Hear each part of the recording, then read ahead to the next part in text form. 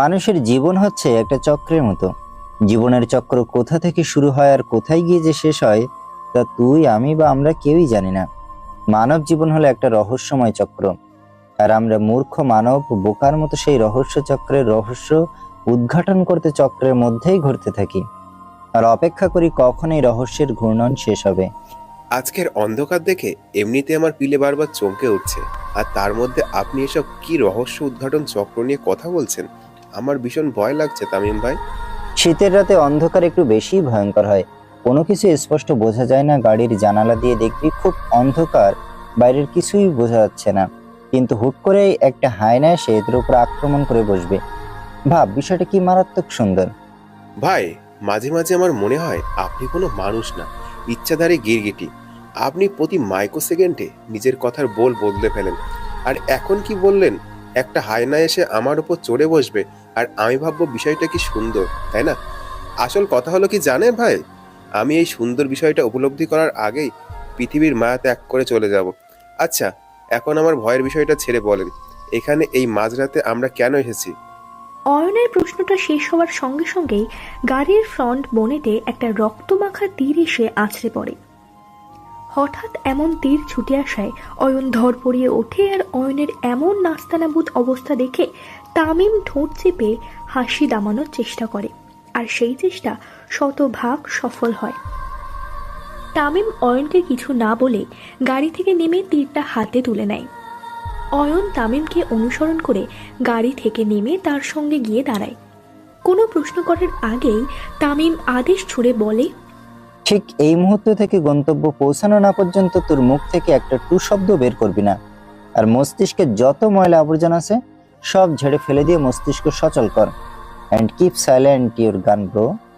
তামিমের শীতল কণ্ঠে সতর্ক বাণী শুনে অয়ন আর কোনো সাড়া শব্দ করল না, শুধু ওপর নিচ মাথা ঝাঁকিয়ে সায় জানায় আর নিজের রিভলভারে সাইলেন্সার লাগিয়ে নেয়। তামিম নিজের গানটা রিলোড করে সাইলেন্সার লাগিয়ে ধীরে ধীরে পা টিপে হাঁটছে এক নিকষ কালো আঁধারে ডুবে থাকা ঘন জঙ্গলের মধ্যে দিয়ে। তামিম আগে আগে হাঁটছে, আর অয়ন তামিমকে অনুসরণ করে আশেপাশে নজর দিয়ে তার পিছু পিছু যাচ্ছে। এই মুহূর্তে তাদের দুজনেরই মস্তিষ্ক বিচক্ষণ, আর বাজ পাখির দৃষ্টি চতুর্দিকে বিরাজ করছে। রোদে প্রখরতায় গাছের পাতা যেমন মুচমুচে থাকে আর হেঁটে গেলে যেমন খসখস শব্দ করে, তেমনি গুড়ি গুড়ি কুয়াশা পড়ে সেই পাতাগুলো এই মাঝরাতে একদম নেতিয়ে আছে। এদের ওপর দিয়ে এখন ম্যারাথন রেস দিলেও আর খসখস শব্দ করবে না। পাহাড়ি এলাকার হাইওয়ে রোড থেকে জঙ্গলের মধ্যে দিয়ে প্রায় 15 মিনিট হাঁটার পর একটা কাঠের তৈরি দোতলা বাড়ির সামনে এসে পৌঁছায় তামিম এবং অয়ন। পুরো বাড়িতে একটাও আলোর শিখা নেই। ফোনের টর্চ জ্বালিয়ে বাড়িটা দেখলে মনে হয় কোনো ভুতুরে একটা বাড়ি। অয়নের মনে অনেক প্রশ্ন উঁকি দিচ্ছে, কিন্তু কিছু বলার মতো সাহস তার মনে এখন নেই। তাও আমতা আমতা করে জিজ্ঞেস করেই ফেলল, ভাই, এটা কার বাড়ি? আর দেখে মনে হচ্ছে এই বাড়িতে বহু যুগ ধরে কেউ নেই, কেমন একটা ভুতুরে বাড়ি মনে হচ্ছে। এই বাড়িটা কার সেটা আমি তোকে বলবো না, ভিতরে গেলেই দেখতে পারবি। আর এটা কোনো ভূতের বাড়ি না ব্রো, এই বাড়িটা নরকে যাওয়ার রাস্তা। আর বাড়ির ভেতরে যে আছে সে হলো এক মানুষরূপী নরপিশাচ। এই বাড়ির চারিদিকে মাইন বিছানো আছে, একটা ভুল পদক্ষেপ আর তুই ছিন্ন ভিন্ন। তাই এখন বেহুদা প্রশ্ন বাদ দিয়ে আমি যেখানে যেখানে পা ফেলে সামনে যাচ্ছি তুইও আমাকে অনুসরণ কর। অয়ন আর কোনো কথা বাড়ালো না, তামিমকে অনুসরণ করেই সামনে এগিয়ে গেল। তামিম বাড়ির পেছনের দিকে যাচ্ছে, সঙ্গে অয়ন। পাসওয়ার্ড টুকে দরজা খুলে ভেতরে গেল ওরা। বাড়ির ভেতরে প্রবেশ করে অয়ন আর দাঁড়িয়ে থাকতে পারল না, পিছন ঘুরে বমি করতে লাগলো। আর তামিম দাঁড়িয়ে দেখছে ভেতরকার সেই বীভৎস দৃশ্য। মেঝেতে রক্তাক্ত লাশ পড়ে আছে, সেগুলোকে লাশ বললে ভুল হবে, খণ্ড মানবদেহ বললেও সেই বীভৎস দৃশ্যের বর্ণনা দেওয়া যাবে না। ঘরটা চারিদিকে শুধু লাশে ছড়াছড়ি, আর এই লাশগুলোর মাঝে এক রক্তমাখা আগন্তুক বসে সিগারেট ফুঁকছে। এমন নয় যে সেও অক্ষত অবস্থায় বসে আছে, সেও খুব নাজুক অবস্থায় আছে। কিন্তু তাকে দেখে মনে হচ্ছে সে মাত্রই একটা ওয়ার্ম শাওয়ার নিয়ে ভেজা গায়ে বসে আছে। গায়ের সাদা শার্টটা রক্তে চুপসে আছে দেখে কোনোভাবেই বোঝার উপায় নেই যে এটা একটা শুভ্র রাঙা শার্ট। চুলগুলো এলোমেলো হয়ে কপালে পড়ে আছে। ঘাড়ের কাছটা বেশ গভীর ক্ষত। বাম পাজরের দিকে শার্ট কেটে গভীর কাটা দেখা যাচ্ছে। পেটের ডান দিকে একটা ছুরি এখনো গেঁথে আছে এবং এমন নাজুক অবস্থায়ও আগন্তুক বসে সিগারেট ফুঁকছে। বিষয়টা যতটা না আজব তার থেকে বেশি সুন্দর। পুরো ঘরটা ভালো করে দেখে তামিম এগিয়ে গেল তার দিকে আর যেতে যেতে নাটকীয় ভঙ্গিতে বলল, this is not fair bro, it's totally unfair. না, আমি এটা মানতে পারছি না। তুই একাই পুরো সিনেমার শ্যুট করে নিলি আর আমি লাইভটাও দেখতে পেলাম না। আগে বললেই পারতি এমন হট একটা সিন আজ শ্যুট করা হবে, তাহলে আমি সন্ধ্যাতেই রেডি হয়ে চলে আসতাম, এই মাঝরাতের অপেক্ষায় থাকতাম না। তামিমের নাটকীয়তা দেখে আগন্তুক কিছু বলল না, কিন্তু তার চোখ দেখে বোঝা যাচ্ছে সে ভীষণ মজা পেয়েছে। চোখ দুটি নক্ষত্রের মতো জ্বলজ্বল করছে। এদিকে অয়ন বমি শেষ করে নিজেকে শান্ত করে দ্রুত পায়ে তামিমের পিছনে এসে দাঁড়ায়। তামিমের কথা এমনগুলো শুনে অয়ন প্রায় বেহুশ হওয়ার পথে। এমন নরকীয় দৃশ্য নাকি হট সিন কোনো পাপের ফল পাওয়ার আশায় যে অয়ন এই নরক লোকে এসেছে তা অয়ন ভাবতে পারে না। অয়নের মলিন আর ক্লান্ত চেহারা দেখে এবার আগন্তুক হাতের ইশারায় তামিমকে নিজের কাছে ডেকে নেয় আর বলে, এই উন্নত মানের ব্রয়লার মুরগি কোথা থেকে জোগাড় করেছিস? এতই একটুকু হট সিন থেকে প্রেগনেন্ট হয়ে গেছে। যদি ডার্ক রোম্যান্স দেখে তাহলে কি হবে এর, একবার ভেবে দেখেছিস? তামিম বিকট আওয়াজ তুলে হাসল। মনে হচ্ছে কোনো রাক্ষস তৃপ্তির হাসি হাসছে। আর অয়ন এতক্ষণ মনে করেছে লোকটা হয়তো বোবা, কিন্তু সে এটা ভাবেনি যে এই লোক মুখ খুললে ঠিক এমন কিছুই বের হবে। তামিম হাসতে হাসতে আগন্তুকের পেট থেকে এক টানে ছুরিটা বের করলো। এতে আগন্তুক শুধু দাঁত দিয়ে ঠোঁট কামড়ে চোখ বন্ধ করে বসে আছে। আর কোনো প্রতিক্রিয়া দেখা গেল না তার মাঝে।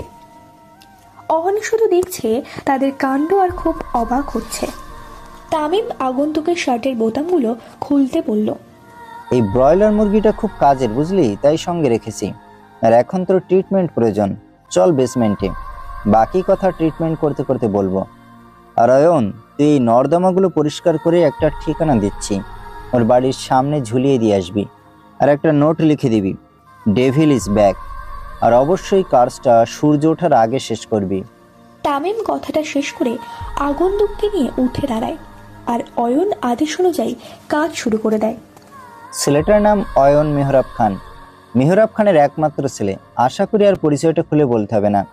এই ছেলেটা আদনান সাহেব এবং মেহরাব খানের রেশারেশির শিকার হয়ে আজ ছন্ন ছাড়া। খুব মায়া হয় দেখলে। ছেলেটাকে দেখলে মনে হয় আমাদের বয়সী, কিন্তু না, ওর বয়স তোর বোকা পাখির মতো। ক্ষত জায়গাগুলো পরিষ্কার করতে করতে কথাগুলো বলছিল তামিম।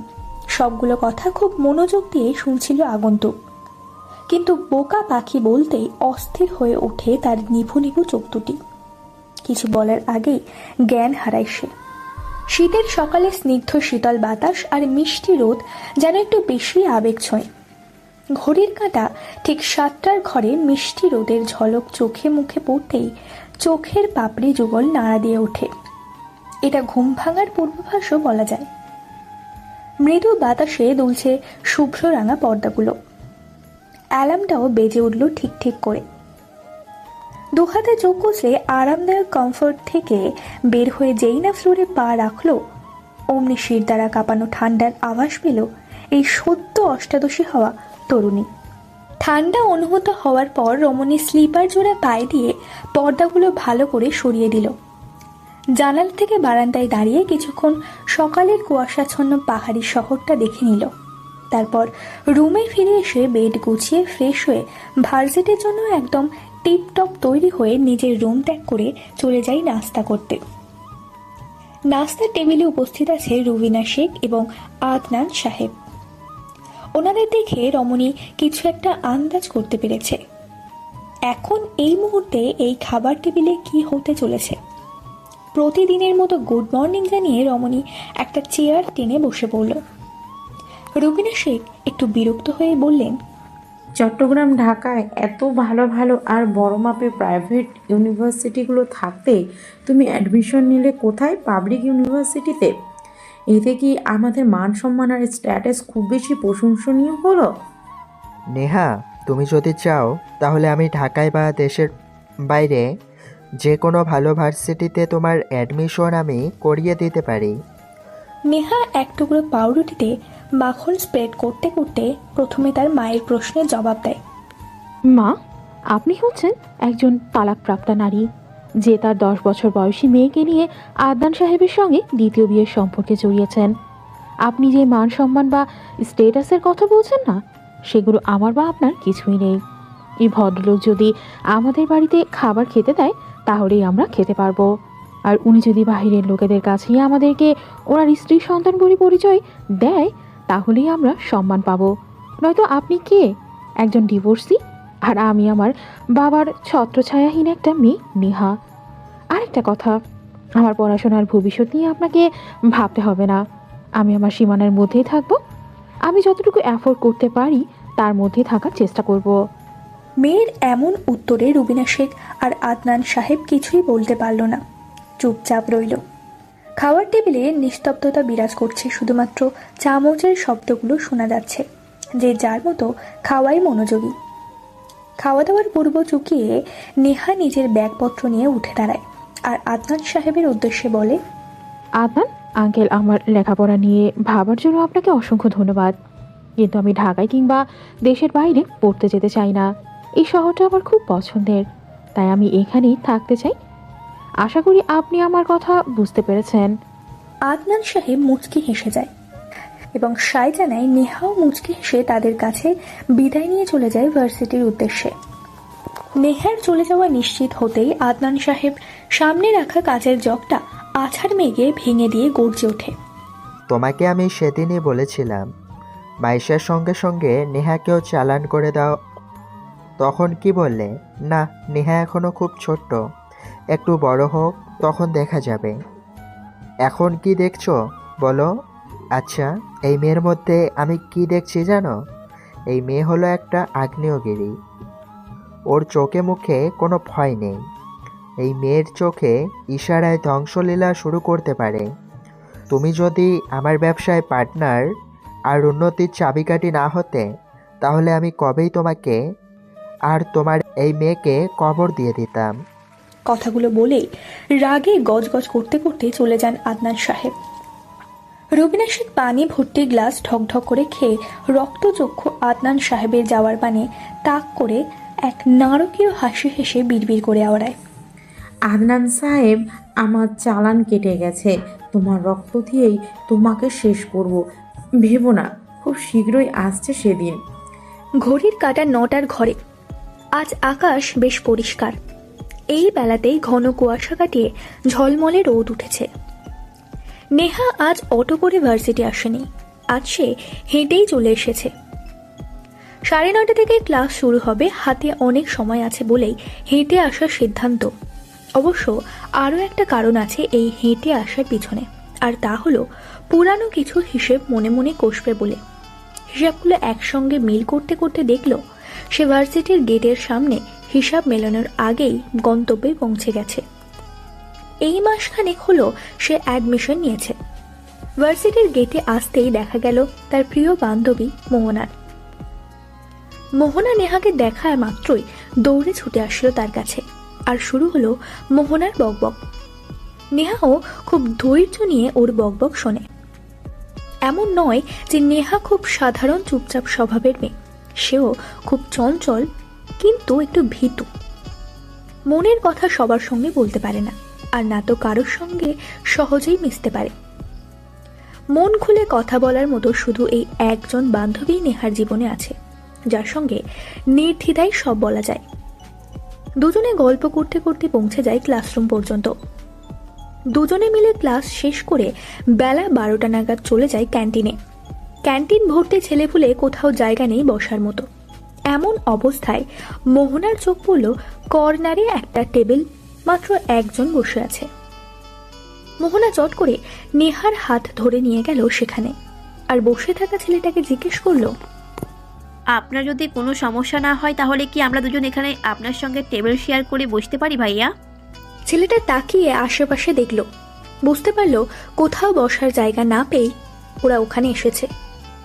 ছেলেটা আর দ্বিমত করলো না, মাথা ঝাঁকিয়ে ইশারা করে বলতে বসলো। মোহনা বসতে বসতেই ওদের পরিচয় দেওয়া শুরু করলো। আমার নাম মোহনা, আর এ হচ্ছে আমার জান নেহা।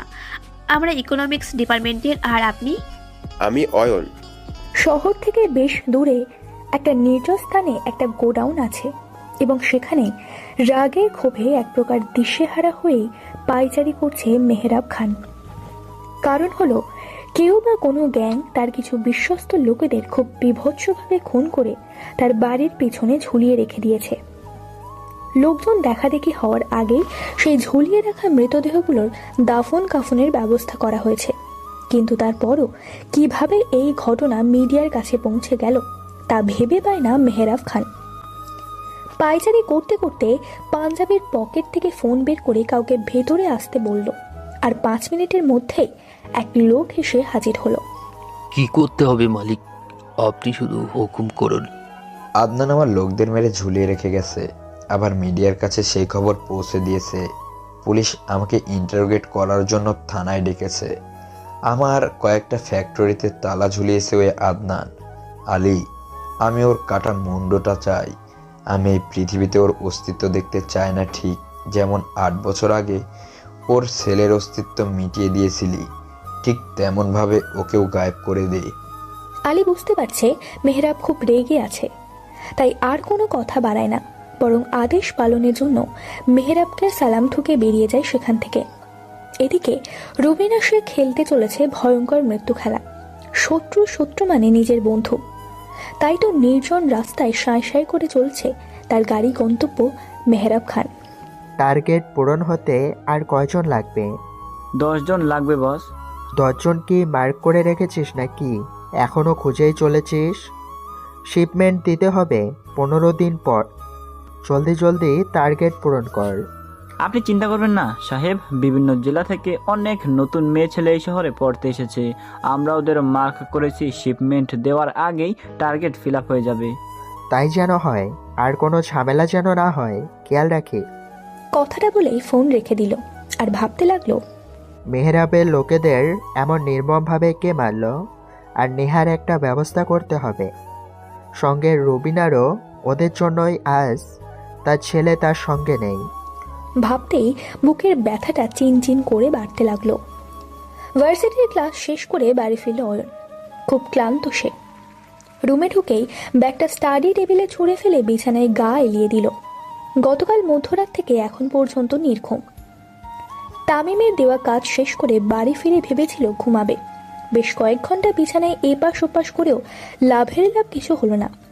ঘুমটা তো ধরা দিলই না, উল্টে বিরক্তি বোধ হচ্ছে, তাই সে ভার্সিটি যাওয়ার সিদ্ধান্ত নিল। ক্লাস শেষ করে ক্যান্টিনে গিয়ে নেহা আর মেহনার সাথে পরিচিত হলো, টুকটাক কথা হলো। এই তো এই পর্যন্তই। এখন বাড়ি ফিরে সে ঘুমে উল্টে পড়ে যাচ্ছে। কোনো মতে জুতো জোড়া ছেড়ে বিছানায় গা এলিয়ে দিল, আর সঙ্গে সঙ্গে বেজে উঠল ফোন। অয়ন কাঁদো কাঁদো চেহারা করে ফোনটা হাতে তুলে নিয়ে দেখল স্ক্রিনে জ্বলজ্বল করছে দ্য গ্রেট হিটলার নামটি, যেটা অয়ন তামিমকে দিয়েছে। না চাইতেও কল রিসিভ করে হ্যালো বলতেই ওপাশ থেকে তামিম বলল, তুই কোথায় রে শালা? অয়ন ভেবে পায় না কেন বা কোন পাপের ফলস্বরূপ সে তামিমের সঙ্গ পেয়েছে। হরেক সময় হরেক রকম নামে ডাকে, বেশিরভাগই ডাকে শালা বলে, যেটা অয়নের একদম পছন্দ না। অন্য সময় প্রতিবাদ করলেও এখন আর ইচ্ছে হলো না, বেশ ক্লান্ত ভঙ্গিতেই উত্তর দিল, ভাই হোস্টেলে আছি। আচ্ছা শোন, তুই আজ রেস্ট নে, কোথাও বের হতে হবে না, আর আমি রাতে ফিরবো, লেট হবে, একটু চিন্তা করিস না। ঠিক আছে ভাই, আর আপনি বাড়ি আসার সময় খাবার কিছু নিয়ে আসবেন, একসঙ্গে খাবো। তামিম জানে অয়ন আজ কি কি করেছে, আর যার জন্য সে ঘুমোতে পারেনি, তাই আর কথা বাড়ালো না, হুঁ বলে ফোন রেখে দিল। আর অয়নও ফোন বালিশের পাশে রেখে দিয়ে ঘুমিয়ে পড়ল। বেবি চিকেন, কি জানি ওর পরিচয় কি? অয়নের সঙ্গে কথা শেষ করতেই কানে এলো আগন্তুকের করা প্রশ্ন। ভোর হওয়ার আগে জ্ঞান হারিয়ে এইমাত্র হয়তো জ্ঞান ফিরল তার। অয়ন কিছুই জানে না এসবের, ওর জন্মের পর আব্বা ওকে এতিমখানায় রেখে দেয়, সেখানে ওর বেড়ে ওঠা। গত মাসে ওর 18 বছর পূর্ণ হলো, আর এতিমখানা কর্তৃপক্ষ ওকে সেখানে রাখবে না, তাই আব্বা খুব গোপনে ওকে তার কাছে নেয় আর নিজেকে আর্মি অফিসার পরিচয় দিয়ে অয়নকে সব ধরনের সেলফ ডিফেন্স শেখায়। ছেলেটার ব্রেন খুব শার্প, 1 মাসে সব শিখে গেছে। আব্বা তোকে আর আমাকে সিক্রেট এজেন্ট হিসেবে পরিচয় দিছে ওর কাছে, আর বলেছে আমরা একটা সিক্রেট মিশনে আছি। তামিমের কথাগুলো শুনে আগন্তুক আর কিছু বলল না, অচিরেই একটা দীর্ঘশ্বাস নিয়ে নিল আর ভাবলো মানুষের জীবন কত রকম মোড় নিয়ে আগামী দেখে। নিজের রুমের ডিভাইনে গুটিসুটি হয়ে বসে আছে নেহা। বাঁ পায়ের সোনার নুপুরটার উপর আনমনেই হাত বোলাচ্ছে, অনেক কিছুই ভাবছে। সে সেদিন হয়তো এই নুপুরটার জন্য নিলয় বাড়ি থেকে চলে গেছিল। এইসব ভাবনার মাঝেই নেহার ফোনটা বেজে ওঠে। মোহনা কল করেছে। নেহা কলটা রিসিভ করলো। হ্যালো। নেহারের দোস্ত, আমি তো মনে হয় প্রেমে পড়েছি। মোহনার কথা শুনে নেহা একটু ভালো করে বসলো আর জিজ্ঞেস করলো, তুই প্রেমে পড়েছিস? আর কার প্রেমে পড়েছিস তুই শুনি? অয়ন। মোহনার কাছে অয়নের নামটা শুনে নেহা খুব অবাক হয়। সে ভাবে মাত্র 1 দিনের পরিচয় কেউ কারোর প্রেমে কিভাবে পড়ে। আবার পরক্ষণে এটাও ভাবে মাত্র একটা রাতের জন্য তার প্রেমেও তো একজন উন্মাদ হয়েছিল। অয়ন কি তোকে বলেছে যে সে তোকে পছন্দ করে? আরে না রে, অয়ন তো জানেই না যে আমি ওকে প্রথম দেখায় ফিদা হয়ে গেছি। গঙ্গার পানিতে প্রেমের যন্ত্রমন্ত্র পরে ডুব দিচ্ছি। এবার হাসলো নেহা, সঙ্গে মোহনাও। নেহার সঙ্গে মোহনার বন্ধুত্ব প্রায় 5 বছরের। এতদিনে ওরা একে অপরকে খুব ভালোভাবেই বোঝে। নেহা জানে মোহনা সহজে প্রেমে পড়ার মতো মেয়ে না। হয়তো অয়নকে দেখে ওর সঙ্গে কথা বলে মোহনার ভালো লেগেছে। আচ্ছা শোন, আমি কি বলি, বেশি তাড়াহুড়ো করিস না। এসব বিষয়ে এত জলদি জলদি কিছু করা বা বলা ঠিক হবে না। কিছুদিন যাক, দেখি অয়নের মনেও তোর জন্য কোনো ফিলিংস আছে নাকি, তারপর আমরা বিষয়টা এগিয়ে নিয়ে যাব। মোহনা নেহার কথায় সহমত হলো। তারপর ওরা দুজনে আরো অনেকক্ষণ বিভিন্ন বিষয়ে আলাপ করলো। হঠাৎ করে মোহনা নেহাকে জিজ্ঞাসা করলো, আচ্ছা, তোর নিলয় ভাই দেখতে কেমন ছিল রে? খুব সুন্দর ছিল, তাই না? ব্যাস, কাজ হয়ে গেল। এতক্ষণের চঞ্চল হাসি খুশি থাকা নেহা গম্ভীর হয়ে গেল আর খুব গম্ভীরভাবেই উত্তর দিল, আরও কিছু বলার আছে তোর, যদি থাকে তাহলে বল, আমি শুনছি। কথাটা বলেই ফোন রেখে দিল নেহা। অপর পাশে মোহনা ভ্যাবলাকান্তের মতো কানে ফোন নিয়ে দাঁড়িয়ে আছে। তার বুঝতে সময় লাগলো ফোন কল ডিসকানেক্ট হয়ে গেছে। রাত প্রায় 2টো বাজে। নেহা এখনো জেগে আছে। বুকের ভেতরটা কেমন ফাঁকা ফাঁকা লাগছে। 8 বছর আগে সেই ঘটনাটা না ঘটলেও হয়তো মানুষটাকে সে রোজ একটু একটু দেখতে পেত। হয়তো তার জন্যই মানুষটা বাড়ি ছেড়ে চলে গেছিল আর সে ফিরে এলো না। এইসব ভাবতেই চোখের কোণে অশ্রুকণা জমাট বেঁধে বসে আছে। বিছানা থেকে নেমে আস্তে আস্তে নিজের ঘর থেকে বের হলো আর চারিপাশে সবকিছু দেখে চলে গেল নিলয়ের ঘরে। যে ঘরে যাওয়া সর্বসাধারণের জন্য নিষিদ্ধ, বিশেষ করে নেহার জন্য। নেহা রুমে ঢুকে ভিতর থেকে দরজা লক করে দিল আর আলমারি থেকে একটা শার্ট বের করে নাকে নিয়ে সেটা শুকতে লাগলো। স্যান্ডেলউড পারফিউম নিলয়ের পছন্দের সুগন্ধি। নিলয়ের চেহারা নেহার মনে নেই, কিন্তু মনে রাখার মতো শুধু এই ঘ্রাণ আর নিলয়ের নীল রঙের চোখ দুটো খুবই মনে আছে। আর একটা জিনিস খুব ভালো করে মনে আছে, আর সেটা হলো নিলয়ের বুকের বাঁ পাশে নেহার নাম একটু উল্টো করে লেখা, হানি। ব্যাস, এইটুকুই মনে আছে তার। অয়ন, অয়ন, অয়ন। ঘুমন্ত অয়নের কোনো হেলদোল নেই। এই শালা উন্নত মানের ব্রয়লার মুরগি, কখন থেকে ডাকছি, উঠিস না কেন? কি খেয়ে ঘুমিয়েছিস শালা? সেই বিকালে ঘুমিয়েছে অয়ন। এখন রাত বাজে প্রায় 3টে আর অয়ন এখনো বিভোর হয়ে ঘুমোচ্ছে। তামিম খাবার নিয়েই বাড়ি ফিরেছে, তারপর নিজে ফ্রেশ হয়ে অয়নকে ডেকেই যাচ্ছে, কিন্তু অয়নের কোনো হেলদোল নেই বললেই চলে। তাই একটু জোরে চিৎকার করেই ডাকতে হলো, আর এই ডাকে কাজ হলো। ধরফরিয়ে উঠে বসে পড়ল অয়ন। চোখ কচলে তামিমকে দেখে একটু হেসে চলে গেল ফ্রেশ হতে। এদিকে তামিম খাবার রেডি করে অপেক্ষা করছে। অয়ন এলো আর খাবার শুরু করলো, সঙ্গে হরেক বাজে কথা। জানেন ভাই, আজ ভার্সিটিতে 2টা মেয়ের সঙ্গে আলাপ হলো। একটার নাম মোহনা আর অন্যজন নেহা। মোহনা মেয়েটা খুব মিশুক, আর নেহা আমার না কেন জানি মনে হচ্ছে আমি এই নেহা নামের মেয়েটাকে আগেও কোথাও দেখেছি। আমার খুব পরিচিত মনে হচ্ছে। হবে হয়তো, তোর মেলায় হারিয়ে যাওয়া কোনো ছোট বোন, তাই এত চেনা চেনা লাগছে। আরে ভাই, যার একুল ওকুল জুড়ে কেউ নেই তার থাকবে ছোট বোন? বিষয়টা খুব হাস্যকর। আর আমি যতদূর জানি আমাকে এতিমখানায় রাখা হয়েছে আমার জন্মের ঘন্টাখানেক পরে, তাই বোন থাকার কোনো চান্স নেই। কথাগুলো বলার সময় অয়ন বেশ স্বাভাবিক ছিল, কিন্তু গলাটা কেমন ভার ভার লাগছিল। তামিম আর কিছু বলল না। অয়ন আরোরা প্রশ্ন করল, ভিডিওটি দেখার আগে সবার কাছে ছোট্ট একটা রিকোয়েস্ট করতে চাই, প্লিজ প্লিজ প্লিজ যারা ভিডিওটি দেখবেন সবাই একটা করে সাবস্ক্রাইব করে দেবেন। আপনাদের ভালোবাসা পেলে এমন ভিডিও আরো উপহার দিব। ভিডিওগুলো বানাতে অনেক কষ্ট হয় আমি জানি, এই ভিডিওটি অনেক মানুষই দেখবেন, তাই প্লিজ একটা করে সাবস্ক্রাইব করে দেবেন। আর যারা আমাকে ভালোবাসে তারা সবাই একটা করে লাইক দিয়ে দেখিয়ে দিবেন। Love you all. তো চলুন আজকের ভিডিওটি শুরু করা যাক। আচ্ছা ভাই, গতকাল যে লোকটাকে আমরা দেখলাম সে এখন কেমন আছে? আর ওই লোকগুলো কে ছিল যারা তাকে মারতে এসে নিজেরাই পটল তুললো? ওর নাম জানার দরকার নেই তোর। চাইলে তুই দুলাভাই ডাকতে পারিস, সে মাইন্ড করবে না, উল্টো তোকে চুমুচুমুতে ভরিয়ে দেবে। তামিমের এখানে উত্তরে অয়ন আর কিছু বলল না, কারণ অয়ন জানে তামিমের থেকে বেশি লাগামহীন কথা বলতে পারে, তাই আর কোনো বেশরম কথা শুনতে চায় না সে। ঘন কুয়াশায় ঢাকা চারিদিক, কুয়াশার কারণে অন্ধকার যেন বেশি মনে হচ্ছে। এমন শীতের রাতে যেখানে সবাই উষ্ণতায় ভরপুর, কাঁথা কম্বল মুড়ি দিয়ে আরামে ঘুম ঘুমায়, সেখানে এই আগন্তুক তৈরি হয়েছে এলশেগুড়ি কুয়াশায় ভেজা পাহাড়ি রাস্তায়।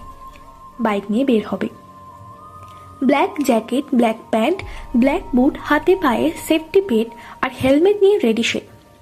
সঙ্গে তার প্রথম প্রেমিকা, ফুল লোডেড রিভলভার। তাকে দেখে কেউ বলবে না সে ক্ষতবিক্ষত দুর্বল শরীর নিয়ে দাঁড়িয়ে আছে। কোনো দৈব শক্তি পাওয়া মানুষ ছাড়া এমন দুঃসাহসিক কাজের কথা কেউ মনে তো দূরে থাক, মস্তিষ্কেও আনবে না। আঁকা বাঁকা পিচ্ছিল রাস্তা একটু অসাবধানতা বশত রুহুটুকু চলে যাবে, আকাশে আর দেহখানা গিয়ে পড়বে খাদে। ভোরের আলো চারিদিকে ফুটতে শুরু করেছে। নেহা নিজেকে আবিষ্কার করলো নিলয়ের ঘরের বিছানায়।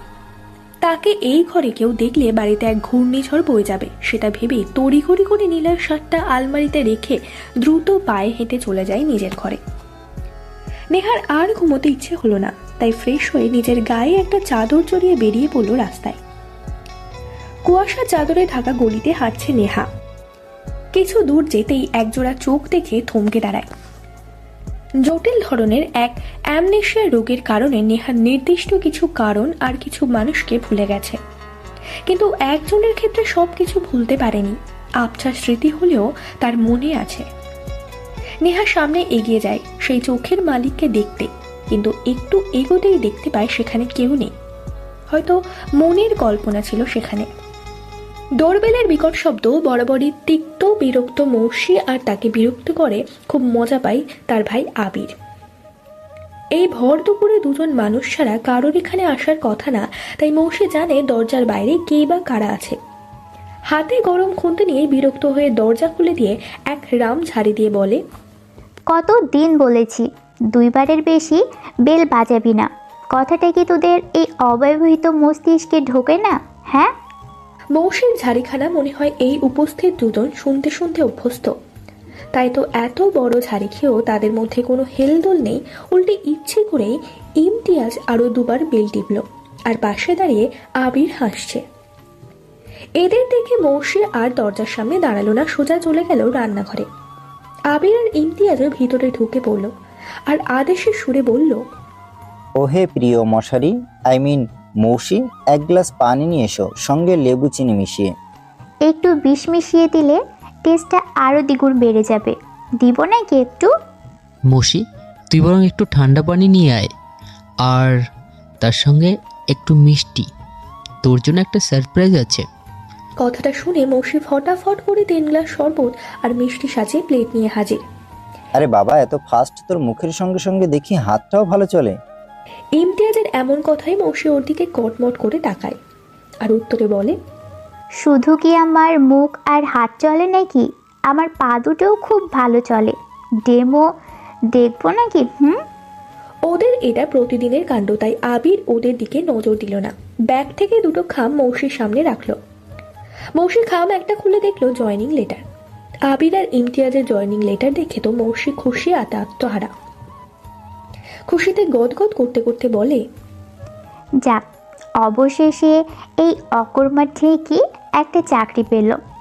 আর আমার ভাই তো সব সময়ই স্মার্ট, যে কেউ আমার ভাইকে নিজের প্রতিষ্ঠানে নিতে মরিয়া।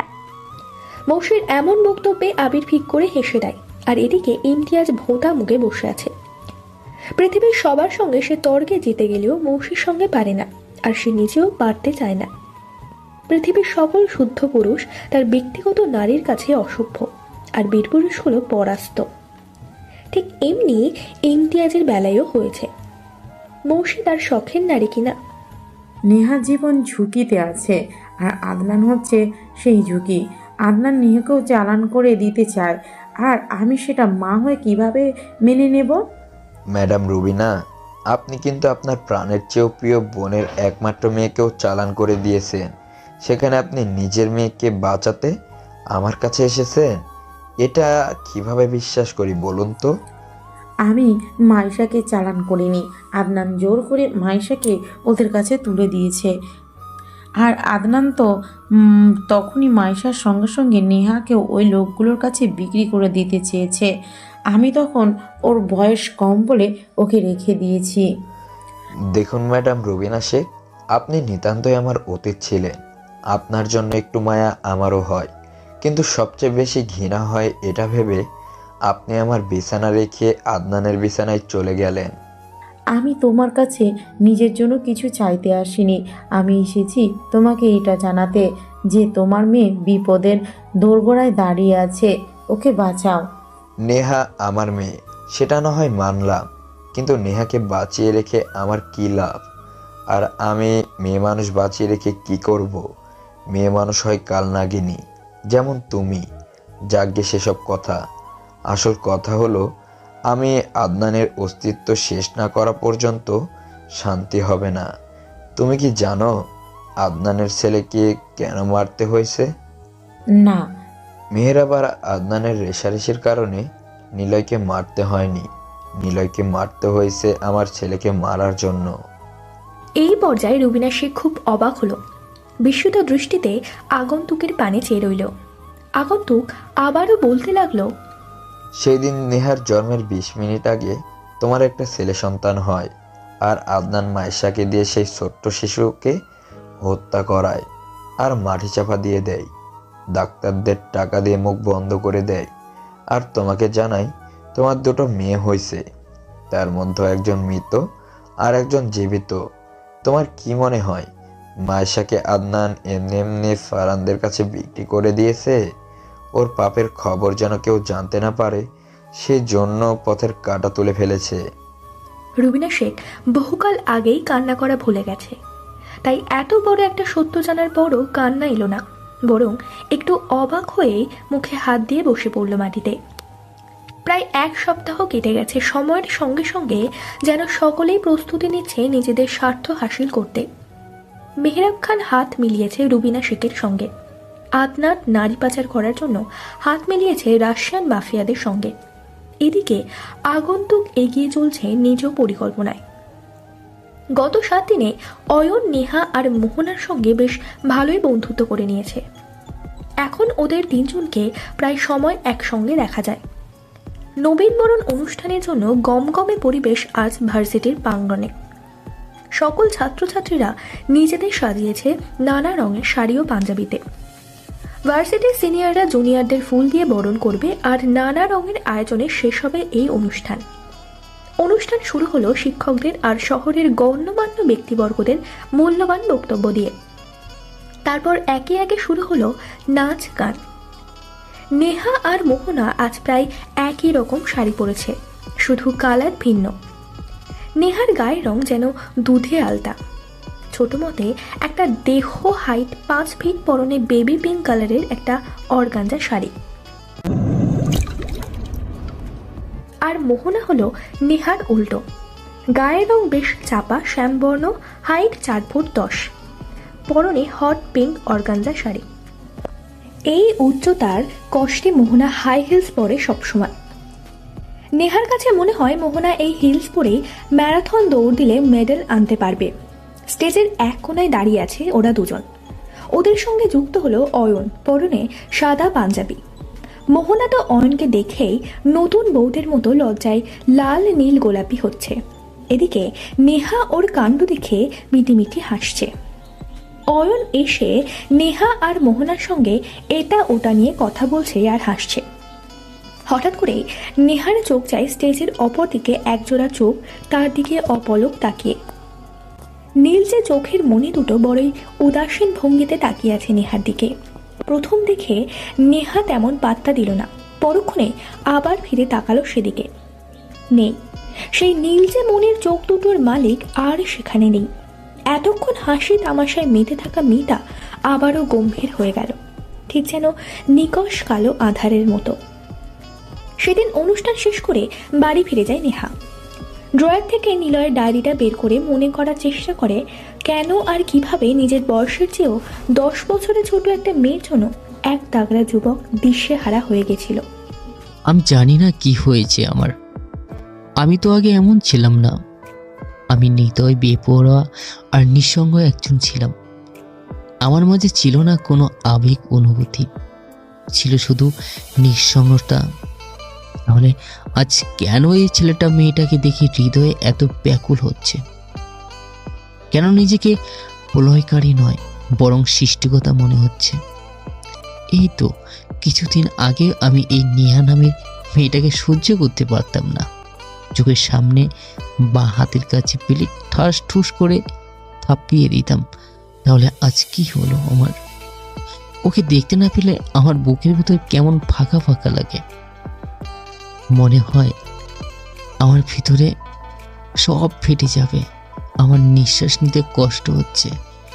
মেয়েটা আমার অক্সিজেনে হয়ে গেছে। ওকে ছাড়া আমার চলবে না। সেদিন রাতে দৃশ্য কেন আমি ভুলতে পারছি না। সেই হলদে আলোয় ফর্সা মুখ, মায়াবাড়ি দৃষ্টি, এগুলো কেন আমার ব্যাকুলতার কারণ হচ্ছে? আমার মাঝেও প্রেমিক সত্তা আছে, আর এই অনুভূতি জাগ্রত করেছে মাত্র 10 বছর বয়সী এক মেয়ে, যে কিনা আমার বাবার দ্বিতীয় স্ত্রীর প্রথম পক্ষের সন্তান। আমাদের মাঝে পুরো আস্থা একটা জেনারেশন গ্যাপ। মেয়েটা এখনো বুঝে না প্রেম ভালোবাসা কি। ব্যাস এইটুকু পরে নেহা বহু কষ্ট করে মনে করার চেষ্টা করলো সেদিন রাতের কথা। তাও কিচ্ছুটি মনে এলো না তার। আদনান নেহাকে পাচার করার চিন্তা করেছে ঠিক 4 বছর আগে, যেমন মায়েশাকে করেছিল। আমি যতদূর জানি রুবিনা শেখ বদল নেওয়ার জন্য নিজের সন্তানের পরোয়া পর্যন্ত করে না সে। আজ নিজে মেহরব খানের সঙ্গে দেখা করে আর নেহাকে বাঁচানোর কথা বলে। আদনানকে শেষ করার ফন্দি এঁটে যায়। এই খবর যদি তার কানে যায়, বিশ্বাস কর আব্বা পুরো দুনিয়াতে আগুন জ্বালিয়ে দিবে সে। যত যাই হোক, পৃথিবীর সবকিছু একদিকে আর নেহা অন্যদিকে। আগুন যেন না লাগে সেই জন্যই বলছি, কাঁটা দিয়ে কাঁটা তোল। খবরটা তার কাছে পৌঁছে দে। আর একটা কথা, আদনান এইবার ভার্সিটি পড়ুয়া মেয়েদের টার্গেট করেছে, তাই যা করার জলদি কর। তীব্র শীতেও যেন ঘেমে একাকার হয়ে গেছে তামিম। ভয়ে ভিতরে সব শুকিয়ে গেছে। তামিম এই যাবৎ কাটিয়েছে বিদেশে, এইসব খুন খারাপ তার ধাঁচে ছিল না, কিন্তু 4 বছর আগে হয়ে যাওয়া ঘটনা তাকে এইসব নিয়ে ভাবতে বাধ্য করলো। বাংলাদেশ থেকে এক যুবক পাঠানো হয় সুদূর রাশিয়ায়। তার কাছে পাঠানো যুবকের অবস্থা বেশ নাজুক ছিল, বাঁচার সম্ভাবনা আছে কিন্তু খুব কম। সবেমাত্র ডাক্তারি পড়া শেষ করে হসপিটালে জুনিয়র সার্জন হিসেবে ইন্টার্নশিপ করছে। পৃথিবীতে আপন বলতে এই একজন ব্যক্তি আছে যাকে আব্বা বলে ডাকে সে। তার আদেশে তামিম সেই অজ্ঞাত যুবকের চিকিৎসা করে। 2 বছরের অক্লান্ত চেষ্টার পর সেই যুবক সুস্থ হয়ে স্বাভাবিক জীবনে ফিরে আসে। আস্তে আস্তে সেই যুবকের সঙ্গে বন্ধুত্ব গাঢ় হয়। তার সম্পর্কে সবকিছু জানতে শুরু করে।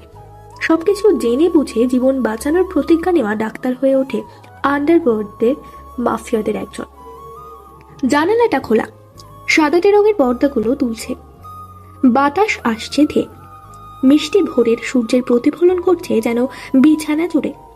উপর হয়ে তন্দ্রা করে আবদ্ধ আবিরের কর্ণকুহরে প্রবেশ করছে মেয়েলি গলার স্বর। সেই মেয়ের আহাজারিতে শব্দ দূষণ তৈরি হচ্ছে, যেমনটা প্রত্যেক সকালেই হয়। মাথাটার ভেতর থেকে চিনচিন করে ওঠে, ভ্রুদয়ের মাঝে সূক্ষ্ম ভাঁজ পড়ে, ডান হাত অনায়াসে কপালে চলে যায়, নড়ে চড়ে ওঠে সে, ঘুম ছুটে যায়। পিটপিট করে নয়ন জোড়া মেলে তাকায়, চক্ষুদয় সূর্যের আলো বানিয়ে নিতে সময় নেয়।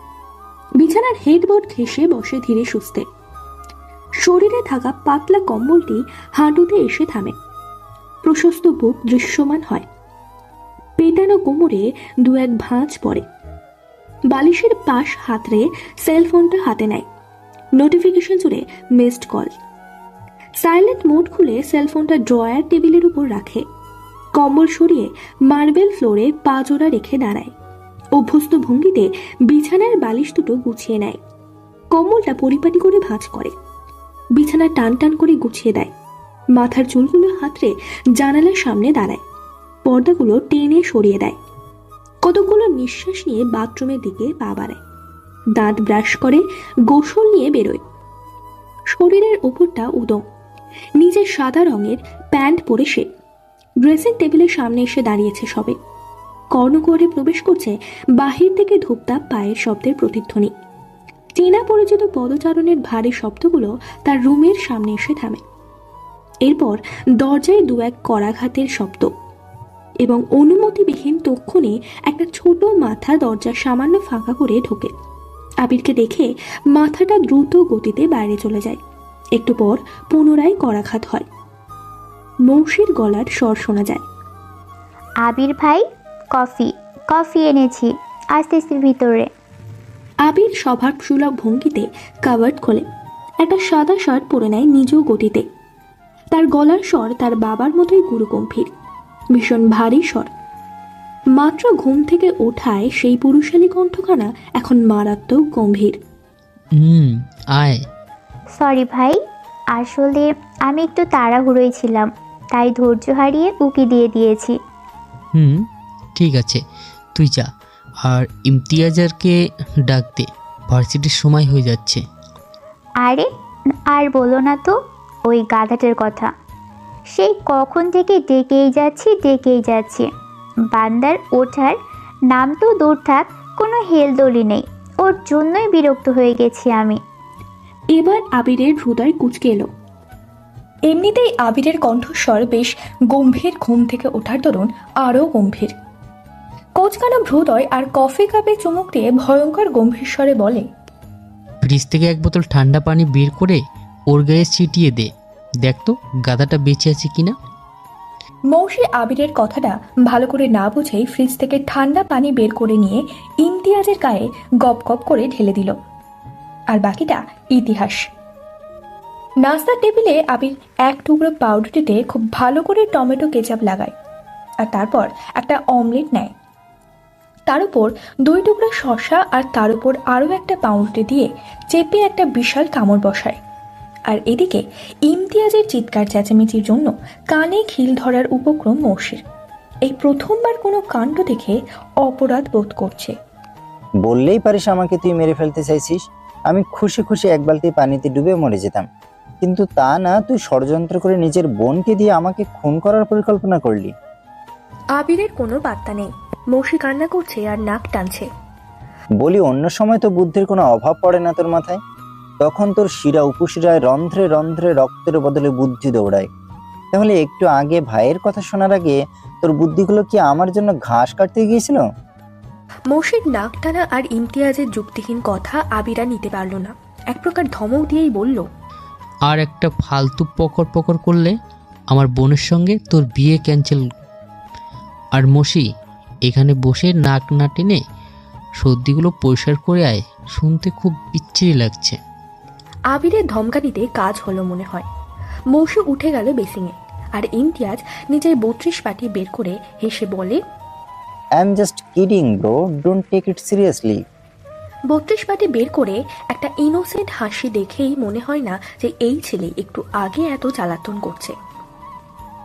পুরো ক্লাসরুম জুড়েই গুনগুন শব্দ আলোচনার মূল কারণ হলো নতুন টিচার আসবে আজ। তারা কেমন হবে, হ্যান্ডসাম হলে তো কোনো কথাই নেই, মেয়েরা তো রোজ ক্লাসে আসবে আর মনোযোগীও হবে। মোহনা খুব হাসছে। ক্লাসের মেয়েদের অবস্থা থেকে অয়ন ভেবে পায় না মোহনার হাসির কারণ। আর নেহা বরাবরই নিরামিষ ভঙ্গিতে আছে। সকল মেয়েদের অপেক্ষার প্রহর শেষ করে ক্লাসে প্রবেশ করলো 3 জন ব্যক্তি। একজন 50 ঊর্ধ্বে বয়সী প্রিন্সিপাল, আর বাকি 2 জন হলো ড্যাশিং হ্যান্ডসাম। আর এই 2 জনকে দেখে হয়তো ক্লাসের মেয়েরা রাতে ঘুমোতে পারবে না, এটা মোহনার ধারণা। মিস্টার আবির হাসান আর মিস্টার ইমতাহিজ আহমেদ, এরা তোমাদের নতুন লেকচার। মিস্টার আবির হাসান হলো ইকোনমিক্সের লেকচার, আর মিস্টার ইমতাহিজ হলো ইংলিশের লেকচার। প্রিন্সিপাল তার কথা শেষ করতেই একজন মেয়ে কণ্ঠস্বর ভেসে গেল পুরো রুম জুড়ে। অয়ন চুপচাপ দাঁড়িয়ে আছে। মোহনা হাসছে। নেহা এবার ভালো করে দেখলো নতুন শিক্ষকদের। এরা দুজনেই খুব লম্বা। এদের সঙ্গে দাঁড়ালে মোহনাকে ছোট 5 বছরের মেয়ে মনে হবে, আর নেহাকে মনে হবে কোনো কাঠি। আর দুজনেই যদি এই স্যারদের পেছনে দাঁড়ায়, কেউ বুঝতেই পারবে না এদের পেছনেও মানুষ আছে। নেহা এক নজর দেখে চোখ সরিয়ে নিল। প্রিন্সিপাল পরিচয় করিয়ে দিয়ে ইমতিয়াজকে সঙ্গে নিয়ে চলে গেল। রয়ে গেল আবির। সেদিন পুরো ক্লাস জুড়ে মেয়েদের মধ্যে ছিল এক চাপা উত্তেজনা। ক্লাস শেষে অয়ন, মোহনা আর নেহা চলে যায় ক্যান্টিনে। আবারও সেই একই ঝামেলা। কোনো টেবিল ফাঁকা নেই। একটা টেবিলে একজন বসে আছে। বাকি 4টি চেয়ার খালি। মোহনা অয়নকে খাবার আনতে পাঠিয়ে নেহাকে নিয়ে এগিয়ে গেল টেবিলের কাছে। যেতে যেতে 2 জন নতুন স্যারদের নিয়ে কথা বলছে। হাই নেহা, নতুন স্যার দুটো কি লম্বা রে, আর কত সুন্দর দেখতে রে। এই স্যার দুটো যদি কিছুদিন আগে আসতো তাহলে হয়তো অয়নকে পাত্তা দিতাম না। সুন্দর কিনা জানি না, চেহারা অত দেখিনি, হাইট দেখে এই ক্লান্ত। আমি আবার চেহারা দেখবো কখন? ওদের দেখে মনে হচ্ছিল মানুষ নয়, লঙ্কারাজ রাবণ দাঁড়িয়েছিল। এত লম্বা মানুষ হয় নাকি? কথাটা শোনার মতো জোরেই বলা হয়েছে, আর কথাটা শেষ হতেই ওরা কাঙ্ক্ষিত সেই টেবিলের সামনে উপস্থিত। একজন লোক বসে একটা ইংলিশ বই পড়ে, মুখটা বইয়ের আড়ালে, তাই দেখা যাচ্ছে না। নেহা গলা খাকার দিয়ে খুব নরম সুরে জিজ্ঞাসা করলো, এক্সকিউজ মি, আপনি তো একা একা বসে আছেন। যদি আপনার সমস্যা না হয় তাহলে কি আমরা 3 জন এখানে আপনার সঙ্গে টেবিল শেয়ার করতে পারি? Why not? যদি লঙ্কারাজ রাবণের সঙ্গে বসতে আপনাদের কোনো অসুবিধা না হয় তাহলে অবশ্যই বুঝতে পারেন, আমার কোনো সমস্যা নেই। কথাটা বলেই আবির মুখের সামনে থেকে বইটা সরায়, আর ঠোঁটের কোণে সূক্ষ্ম হাসি বোঝার উপায় তেমন নেই যে লোকটা হাসছে। নেহা আর মোহনা বোকা হয়ে দাঁড়িয়ে, এদিকে অয়ন খাবার নিয়ে হাজির, তার পিছনে ইমতিয়াজ। অয়ন চোখের ইশারায় জিজ্ঞেস করলো কি হয়েছে। নেহা আর মোহনা বোকা বোকা হাসছে। ইমতিয়াজ একটা চেয়ার টেনে বসতে বসতে আবিরকে জিজ্ঞেস করলো, what happened bro? Anything wrong? তেমন কিছু না, ওনারা বসার জন্য জায়গা খুঁজছিল, এখানে অনুমতি চাইতেছে বসার জন্য। আমি আমার তরফ থেকে অনুমতি দিয়েছি। তুই বল, ওরা বসলে তোমার কোনো সমস্যা হবে নাকি? আমার কি সমস্যা হবে ভাই? ওরা তো আর আমাদের কোলে চড়ে বসবে না যে সমস্যা হবে। 3টে চেয়ার খালি আছে, বসে পড়ুক। ইমতিয়াজের কথা শুনে ওর দিকে বিস্ফোরক দৃষ্টিতে তাকিয়ে আছে নেহা, মোহনা আর অয়ন। আবির ওদের এমন তাকানোর অর্থ বুঝতে পারল, তাই সকলের উদ্দেশ্যে বলল, ও একটু অমন করেই কথা বলে, আমাদের কোনো সমস্যা নেই, তোমরা বুঝতে পারো। অনুমতি পাওয়া মাত্রই অয়ন বসে পড়ে আর বেশ বিরক্তি ভঙ্গিতেই বলতে থাকে, দুনিয়া যত ভেজাল আর ঝামেলা মেয়েরাই বহন করে, যত সমস্যার শুরু এই মেয়েরাই দিয়ে। এখন দাঁড়িয়ে না থেকে বসে পড়ো, সময় তোদের জন্য দাঁড়িয়ে নেই, ইডিয়েট। অয়নের কথায় নেহা আর মোহনা তার দিকে কটমট করে তাকায়, আর চোখ দিয়েই বোঝায়, তোকে আজ একলা পাই তখন বোঝাবো সমস্যা কোথায় কোথায়। অয়ন ওদের চোখ দেখেই বুঝে গেছে ভুল জায়গায় সঠিক কথা বলে ফেলেছে, আজ ওর রক্ষে নেই। ওর নাম আবির হোসেন, আর আমি ইমতিয়াজ আহমেদ। আমরা 2 জন তোমাদের নতুন শিক্ষক। তোমাদের পরিচয়টা দাও, যাতে করে কনভারসেশন চালু করতে সুবিধা হয়। আমার নাম অয়ন, ফ্রেশার, ইকোনমিক্স ডিপার্টমেন্ট। আমার নাম মোহনা তালুকদার, ফ্রেশার ইকোনমিক্স ডিপার্টমেন্টের। আমি Neha Sheikh, fresher economics department. ওদের পরিচয় শোনার পর আবির তার চোখে পড়া মোটা ফ্রেমের চশমাটা খুলে সাইডে রেখে জিজ্ঞেস করার ভঙ্গিতে বলে, ও আচ্ছা, তাহলে নেহা আর অয়ন তোমরা দুজনেই টুইন্স? এই কথা শুনে এবার কারেন্টের শক খেলো নেহা। তার থেকে বেশি বড় শখ খেল আবিরের চোখ দেখে, নীলচে মনির চোখ। সাইড রোড ধরে হাঁটছে নেহা, আর আনমনেই ভেবে যাচ্ছে ক্যান্টিনে হওয়া আলোচনার ব্যাপারে। তোমরা দুজনেই তো টুইন্স, তাই না? আবিরের কথাটা শুনে ইমতিয়াজ, অয়ন, মোহনা তিনজনেই তাকিয়ে আছে নেহার দিকে, আর নেহা পলকহীন দৃষ্টিতে তাকিয়ে আছে আবিরের চোখের দিকে। আরে হ্যাঁ, আমি তো খেয়ালই করিনি যে অয়ন আর নেহার চেহারা অনেকটা মিল আছে, যেমন চোখ, হাসি আর এই কানের পিছনে কালো দাগটা একদম সেম। মোহনার কথাই ইমতিয়াজ সহমত। অয়ন এখনো নেহার দিকে তাকিয়ে। আসলেই তার চোখের সঙ্গে মিল আছে, আবার চেহারায়ও খুব মিল। আর হাসি, সেটা বলার অপেক্ষা রাখে না। প্রথম দিন দেখে খুব চেনা চেনা মনে হলেও পরে সেই বিষয়টা ভুলে যায়। পরে অবশ্য তেমনভাবে নেহাকে খেয়াল করেনি অয়ন, কিন্তু মোহনা সেসব দিক খেয়াল করে অয়নকেও খুব খুঁটিয়ে খুঁটিয়ে দেখেছে সে, কিন্তু বুঝতে পারছিল না কার সঙ্গে মিল। এখন আবিরের কথায় মিলিয়ে নিল। এদিকে অয়নের খুব ইচ্ছে করলো নেহার কানের পিছনের কালো দাগটা দেখায়, কিন্তু মনে এত সাহস সঞ্চয় করতে পারছে যে নেহা কথাটা বলবে। আবির আর নেহা দুজন দুজনের চোখের দিকে তাকিয়ে যেন হারিয়ে গেল কোথাও। পাশে বসে বাকি তিনজন এটা সেটা বলছে, সেদিকে কোনো খেয়াল নেই ওদের। আবির, তুই দেখতো ওদের হাসি, চোখ, চেহারাও একটু একটু মিল, একটু না অনেকটাই মিল, তাই না? ইমতিয়াজ কথাটা বলেই আবিরের হাতে আলতো ধাক্কা দেয়। এতে আবিরের ধ্যান ভাঙে আর নেহার দিক থেকে দৃষ্টি সরিয়ে বলে, মিল দিকেই জিজ্ঞাসা করলাম, ওরা কি জমজ নাকি? আবিরের কথাটা নেহার কানে গেল।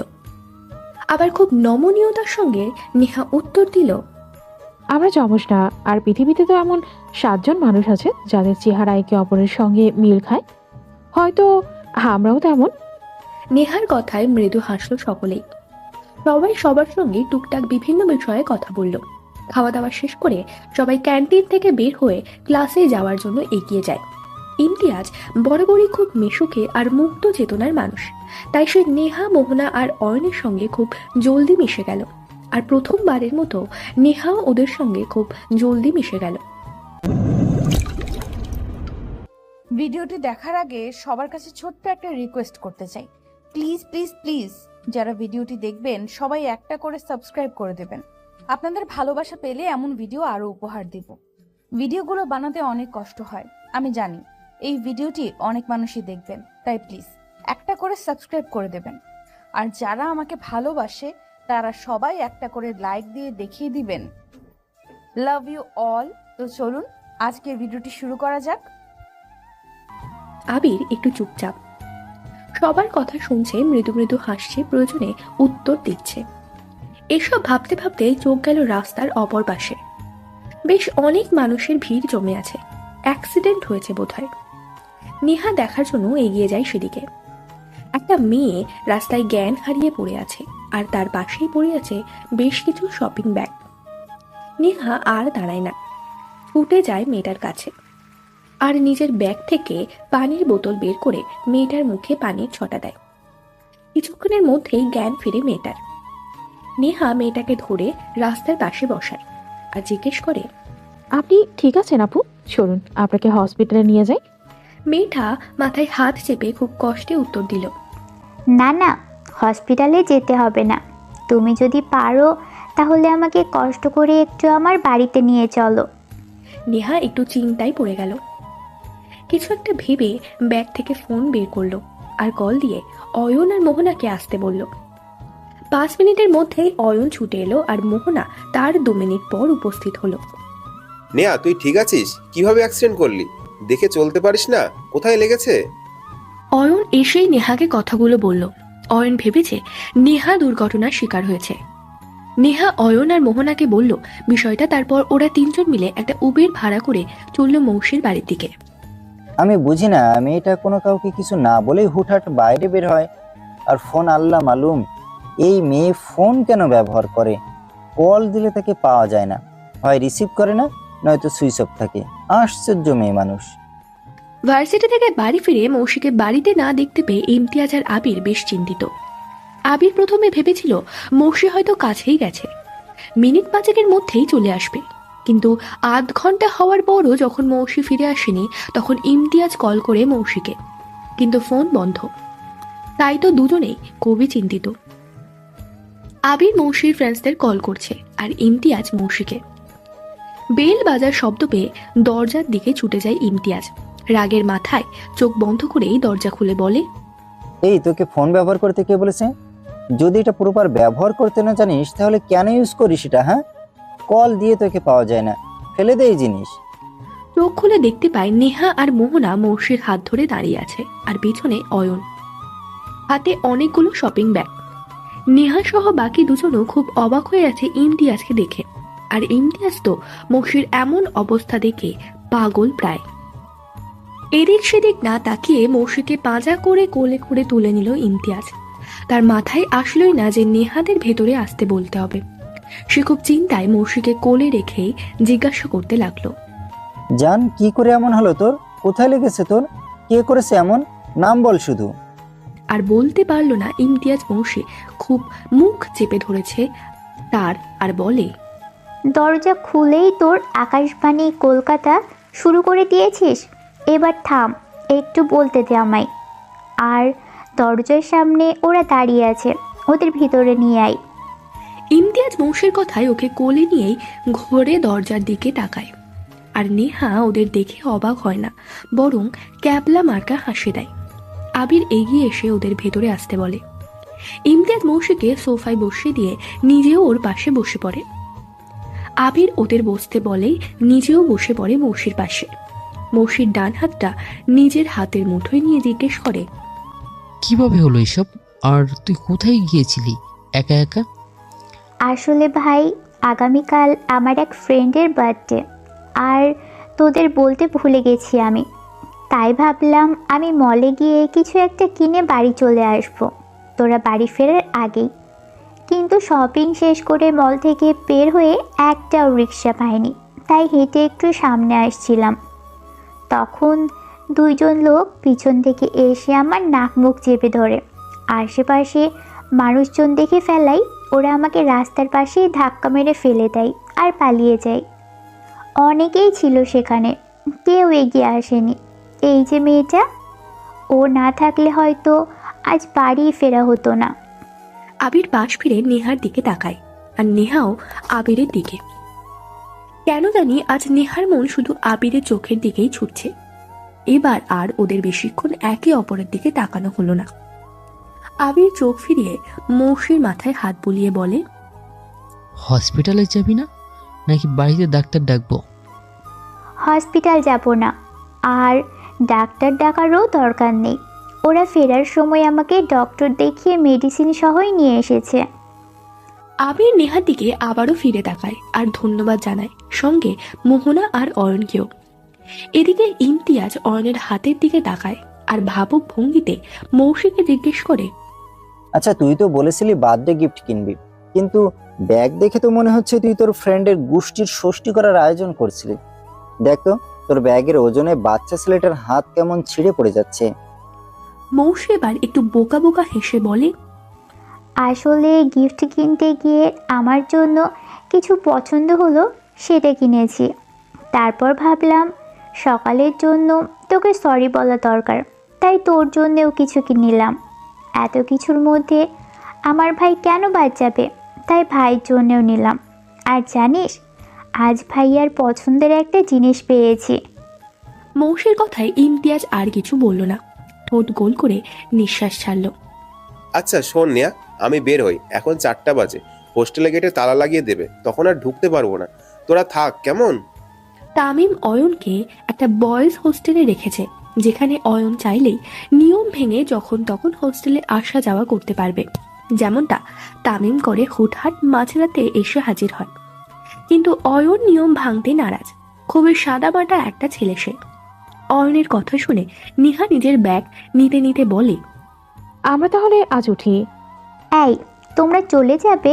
কিছুই তো জানা হলো না, আর গল্পও হলো না।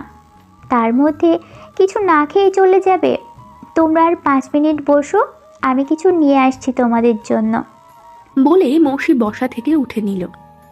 নেহা আর মোহনা একসঙ্গেই বাধা দিয়ে বলল, এই না আপু, আজকে না, অন্য একদিন এসে আপনার সঙ্গে অনেকক্ষণ আড্ডা দিয়ে যাব। আজ যাই।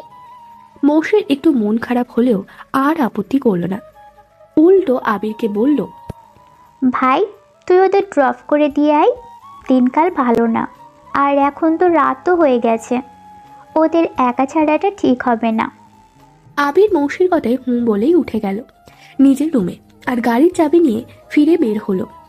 গাড়ি চলছে আবাসিক এলাকার অলিগলি দিয়ে। অয়ন আর মোহনের বাড়ি আর হোস্টেল একই এলাকায় হওয়াতে বেশি সময় লাগেনি, কিন্তু নেহার বাড়ি যেতে আরও আধ ঘন্টা লাগবে। আবির ড্রাইভ করছে আর খানিক বাদে বাদে আর চোখে দেখছে নেহাকে।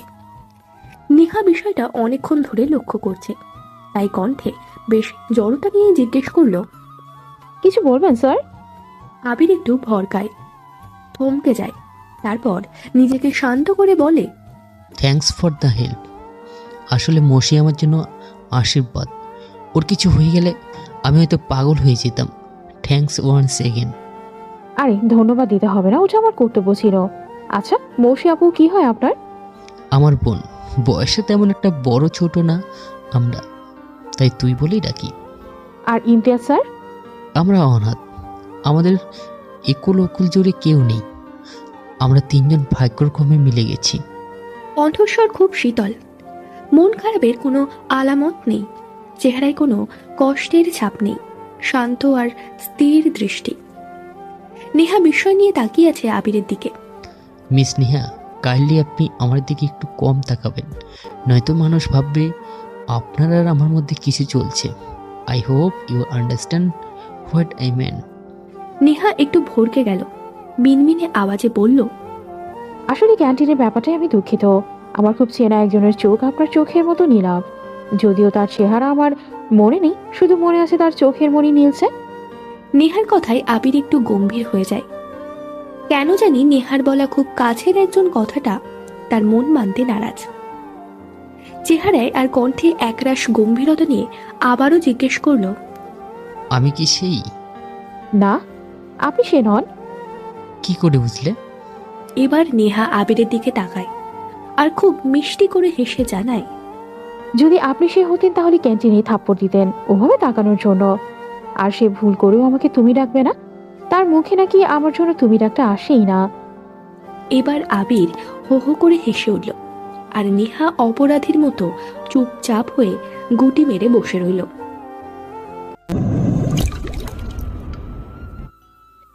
নেহার বোধগম্য হলো না আবিরের হাসির কারণ।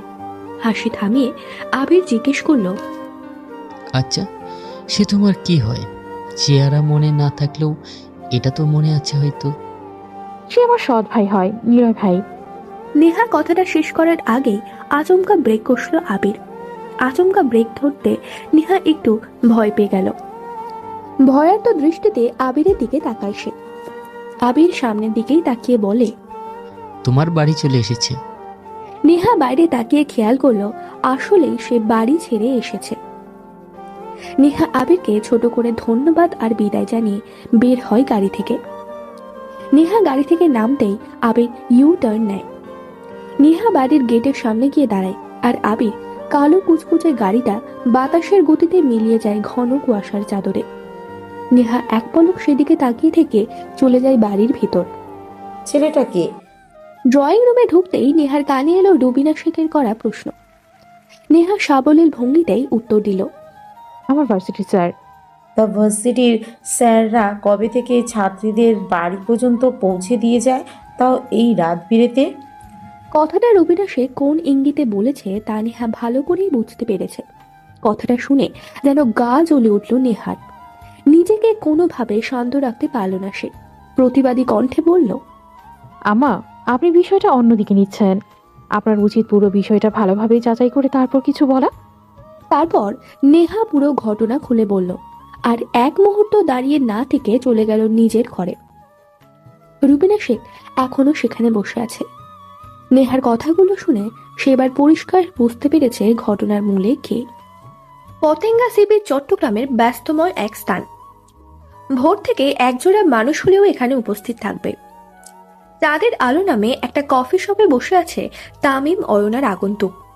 আগন্তুকের সঙ্গে অয়নের এই নিয়ে দুবার দেখা হলো, তাই তামিমের সঙ্গে অয়ন যেমন ফ্রিলি মিশে যায়, আগন্তুকের সঙ্গে সেটা পারছে না। সোফার একটা কোণায় চুপচাপ বসে আছে। তো বেবি চিকেন, কি অবস্থা তোমার? কেমন যায় দিনকাল? বমি বমি ভাব কমছে নাকি, না আরো বেড়েছে?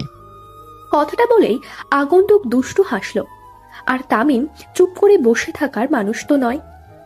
ওদের কথা আর কাণ্ড দেখে অয়ন এবার কেঁদেই দেবে। এমনিতেই সে তামিমের দেওয়া আজগুবি নামের কারণ আর ব্যাখ্যা খুঁজে পায় না। এখন আবার একজন তাকে বেবি চিকেন ডাকছে। কাঁদো কাঁদো চেহারায় একবার তামিমের দিকে তাকায় তো একবার আগন্তুকের দিকে। আগন্তুক অয়নের চেহারা দেখে হেসে একেবারে কুটি কুটি হয়ে যাচ্ছে, সঙ্গে তামিম বাদ নেই। এদের অবস্থা দেখে অয়নের অবস্থা আরো খারাপ। হাসতে হাসতে এক পর্যায়ে আগন্তুক বলে ওঠে, একটা গল্প শুনবে বেবি চিকেন? খুব সুন্দর গল্প, একটু শুনলে আরো শুনতে ইচ্ছে করবে। অয়ন মাথা এপাশ ওপাশ নাড়িয়ে সায় জানায় সে গল্প শুনবে। আগন্তুক গল্প বলা শুরু করে। অয়ন মনোযোগ দিয়ে সবটা শুনছে। পাশে বসে তামিম অয়নের এক্সপ্রেশন দেখছে। অনেকটা সময় নিয়ে আগন্তুক গল্পটা বলল। অয়ন সব শুনল, বুঝল। আগন্তুক এখন তামিম আর অয়নকে বলল, এই কাহিনী শেষ খেয়ে দেয় কেটে পর বুকের ভিতরে জ্বালা করছে আমার। আপনার মনে হয় অ্যাসিডিটি চাপ দিয়েছে, একটা ইনো খান, ঠিক হয়ে যাবে। এবার তামিম আর হাসি ধরে রাখতে পারল না। বিকট আওয়াজ তুলে হাসছে ক্যাফের সকলে ওর দিকে তাকিয়ে আছে। এদিকে অয়ন ভ্যাবাচাকা খেয়ে বসে আছে। কি এমন বলল সে যার জন্য এমন হাসি হাসছে? আগন্তুক তামিমের হাসিতে খুব বিরক্ত, কিন্তু চেহারায় তার প্রকাশ নেই। স্বাভাবিক ভঙ্গিতেই টেবিলে রাখা ট্রে থেকে একটা সিগারেট টুকরো নিয়ে তামিমের হাঁ করা মুখে ছুঁড়ে মারল। অটোমেটিক হাসি বন্ধ। এটা দেখে অয়ন ঠোঁট চিপে হাসছে, সঙ্গে আগন্তুক। ওদের হাসি দেখে তামিমের পিত্তি জ্বলে যাচ্ছে, তাই তামিম একটু মেকে রাগ নিয়ে বলে, শালা কোন জন্মের প্রতিশোধ নিচ্ছিস তুই? যেদিন থেকে আমার জীবনে এসেছিস জ্বালিয়েই যাচ্ছিস। ছিলাম প্রাণ বাঁচানোর দেবতা, এখন হয়েছি প্রাণ ছিনিয়ে নেওয়ার যমরাজ। এতক্ষণে অয়ন বুঝতে পারল তামিমের জাতীয় ডাক হচ্ছে শালা। তাই তো যার বোন আছে তাকেও শালা বলে ডাকে, যার বোন নেই তাকেও ডাকে। তাই সে আজ থেকে আর তামিমের এসব ডাকে কোনো প্রকার দ্বিধা অথবা বিদ্রোহ করবে না। তুমি এসব কি করছো? তোমার কাজের ধরন এত নিম্নমানের হবে এটা আমি ভাবতেই পারিনি আদনান। কি বলতে চাইছো তুমি? বুঝতে পারছো না কি বলছি? কলেজ স্ট্রিটে আজ কি হয়েছে? এবার আদনান সাহেব একটু দমে গেল। আজ তার লোকেদের বলেছিল একজনকে কিডন্যাপ করতে। তার দলের লোকেরা দুজন নতুন লোক পাঠিয়েছে কিডন্যাপ করার জন্য, আর তারা বুঝতে না পেরে জনসম্মুখে মৌসিকে কিডন্যাপ করার চেষ্টা করছিল। নতুন লোক ছিল তাই বুঝতে পারিনি কিভাবে কাজ করে, আর বিষয়টা এত সিরিয়াস হয়নি। এবার তোমার টার্গেট কত আর কাদের সাথে ডিল করেছো? টার্গেট 100 আর ডিলার হচ্ছে রাশিয়ান। বাকি কতজন? 7 জন। আজ রাতেই সব কমপ্লিট হবে আর আগামীকাল শিপমেন্ট। ঠিক আছে, একটু সাবধান হয়ে কাজ করবে। আর হ্যাঁ, নেহার আশপাশ থেকে নির্দিষ্ট দূরত্ব বজায় চলবে। ভুলেও আমার মেয়ের আশেপাশে যাওয়ার চেষ্টা করবে না, জ্যান্ত কবর দিয়ে দেব। কথাটা বলে রুবিনা শেখ গটগট করে বেরিয়ে গেল। আর আদনান সাহেব রাগে কিরমির করছে। সে পারছে না কিছু বলতে আর না পারছে কিছু করতে, কারণ রুবিনাই হলো এই পাচার চক্রের লিডার। আদনানের থেকেও বেশি শক্তিশালী রুবিনা শেখের নেটওয়ার্ক। আজ খুব সুন্দর রোদ উঠেছে, না ঠান্ডা না গরম, একটা মাঝামাঝি অবস্থায় আছে আজকের আবহাওয়া। সকালটা যেমন ঝলমলে তেমনি নেহার মেজাজটাও আজ ঝলমলে। ঘুম থেকে উঠে ফ্রেশ হয়ে তৈরি হচ্ছে সে ভার্সিটির জন্য। আজ নেহার মনটা বেশ খুশি খুশি লাগছে, কারণ আজ নিলয়ের জন্মদিন। নিলয়ের ডায়েরি প্রথম পেজে গুটি গুটি অক্ষরে লেখা আছে 2টি তারিখ, একটা নিলয়ের আর অন্যটি নেহার। আলমারি থেকে ব্ল্যাক আর হোয়াইটের মধ্যে একটা চুড়িদার বের করে পরল, আর নিলয়ের ডায়েরিতে যেমন করে লেখা ছিল ঠিক তেমন করেই সাজল। চোখে গাঢ় কাজল দেখলে যেন মনে হয় চোখ দিয়ে কালো জাদু করছে। ঠোঁটে হালকা লিপস্টিক আর লম্বা চুলগুলো খোলা, কোনো মেকআপের প্রয়োজন নেই, এমনিতেই সে সুন্দরী। ব্যাস, নেহা রেডি হয়ে চলে গেল নাস্তা করার জন্য। খুশি খুশি মনে হেসে আদনান সাহেব আর রুবিনা শেখকে গুড মর্নিং জানালো। তারপর চেয়ারে বসে পড়ল। প্রথমে একটা পাউরুটি নিল, তারপর সুন্দর করে টমেটো কেচাপ লাগালো, তারপর অমলেট নিল, তারপর 2 টুকরো শশা নিল, আর তারপর আরও একটা পাউরুটি চেপে নিল। এক বিশাল বাইট। নাস্তা শেষ করে নেহা বের হয় ভার্সিটির জন্য। ভার্সিটি পৌঁছে দেখল এক অনাকাঙ্ক্ষিত কাণ্ড।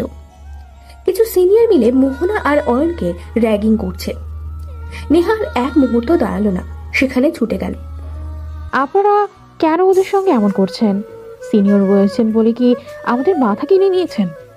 নেহার প্রতিবাদী স্বর সিনিয়রদের খুব একটা পছন্দ হলো না। একটা ছেলে বর্ষা থেকে উঠে নেহার পাশে এসে দাঁড়ায়। দেখে মনে হচ্ছে বড়লোক বাপের বিগড়ে যাওয়া সন্তান। ছেলেটা নেহার আশেপাশে ঘুরে নেহার খোলা চুলগুলো আঙুলের সাহায্যে স্পর্শ করছে। এদিকে সবাই অয়ন আর মোহনাকে রেখে এখন নেহা আর সেই ছেলেটার দিকে মনোযোগী। কিন্তু অয়ন এই সুযোগটাই কাজে লাগায়।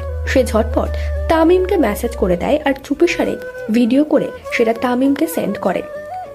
সুন্দরী, তোমার এই কোমলমতি দেহ আর চেহারার সঙ্গে এমন তেজি কণ্ঠস্বর মানায় না গো। তোমার মুখ থেকে তো সুখের আবর্তনাথ সুন্দর লাগবে। এমন বিচ্ছিরি কথায় সিনিয়র সকল ছেলে মেয়েগুলো বিকট হাসছে। মোহনা কাঁদছে আর নেহার চোখে পানি চিকচিক করছে। বন্ধুদের এমন অবস্থায় দেখে অয়ন যেই প্রতিবাদ করতে যাবে তখনই একটা মেয়ে এসে অয়নকে আটকে দেয় আর বলে, আরে বেবি, এত সুন্দর বডি আর মাসলস নিয়ে কেন এই মেয়েদের সঙ্গে থার্ড জেন্ডার হয়ে করছে বলো তো? তোমার তো আমাদের সঙ্গে থাকা দরকার, বিশেষ করে আমার সঙ্গে। দোস্ত, আগে যদি জানতাম এবছর ফ্রেশার্সগুলো এত হট আর সেক্সি হবে তাহলে বিশ্বাস কর আমি এবছরেও ফেল করতাম ওদের সঙ্গে আরও একটা বছর মস্তি করতে। এই ছেলেটার দিকে কেউ নজর দিবি না, এই মালটা আমার হেপি পছন্দ হয়েছে। দোস্ত, মেয়ে তো 2টা আর আমরা তো ছেলে আছি 6 জন, কেমনি কি? এত এত নোংরা কথা শুনে অয়ন, মোহনা আর নেহার মরে যেতে ইচ্ছে করছিল। হঠাৎ করে আবিরের উপস্থিতি পেয়ে যেন ওরা 3 জন আকাশের চাঁদ হাতে পেয়ে বসলো।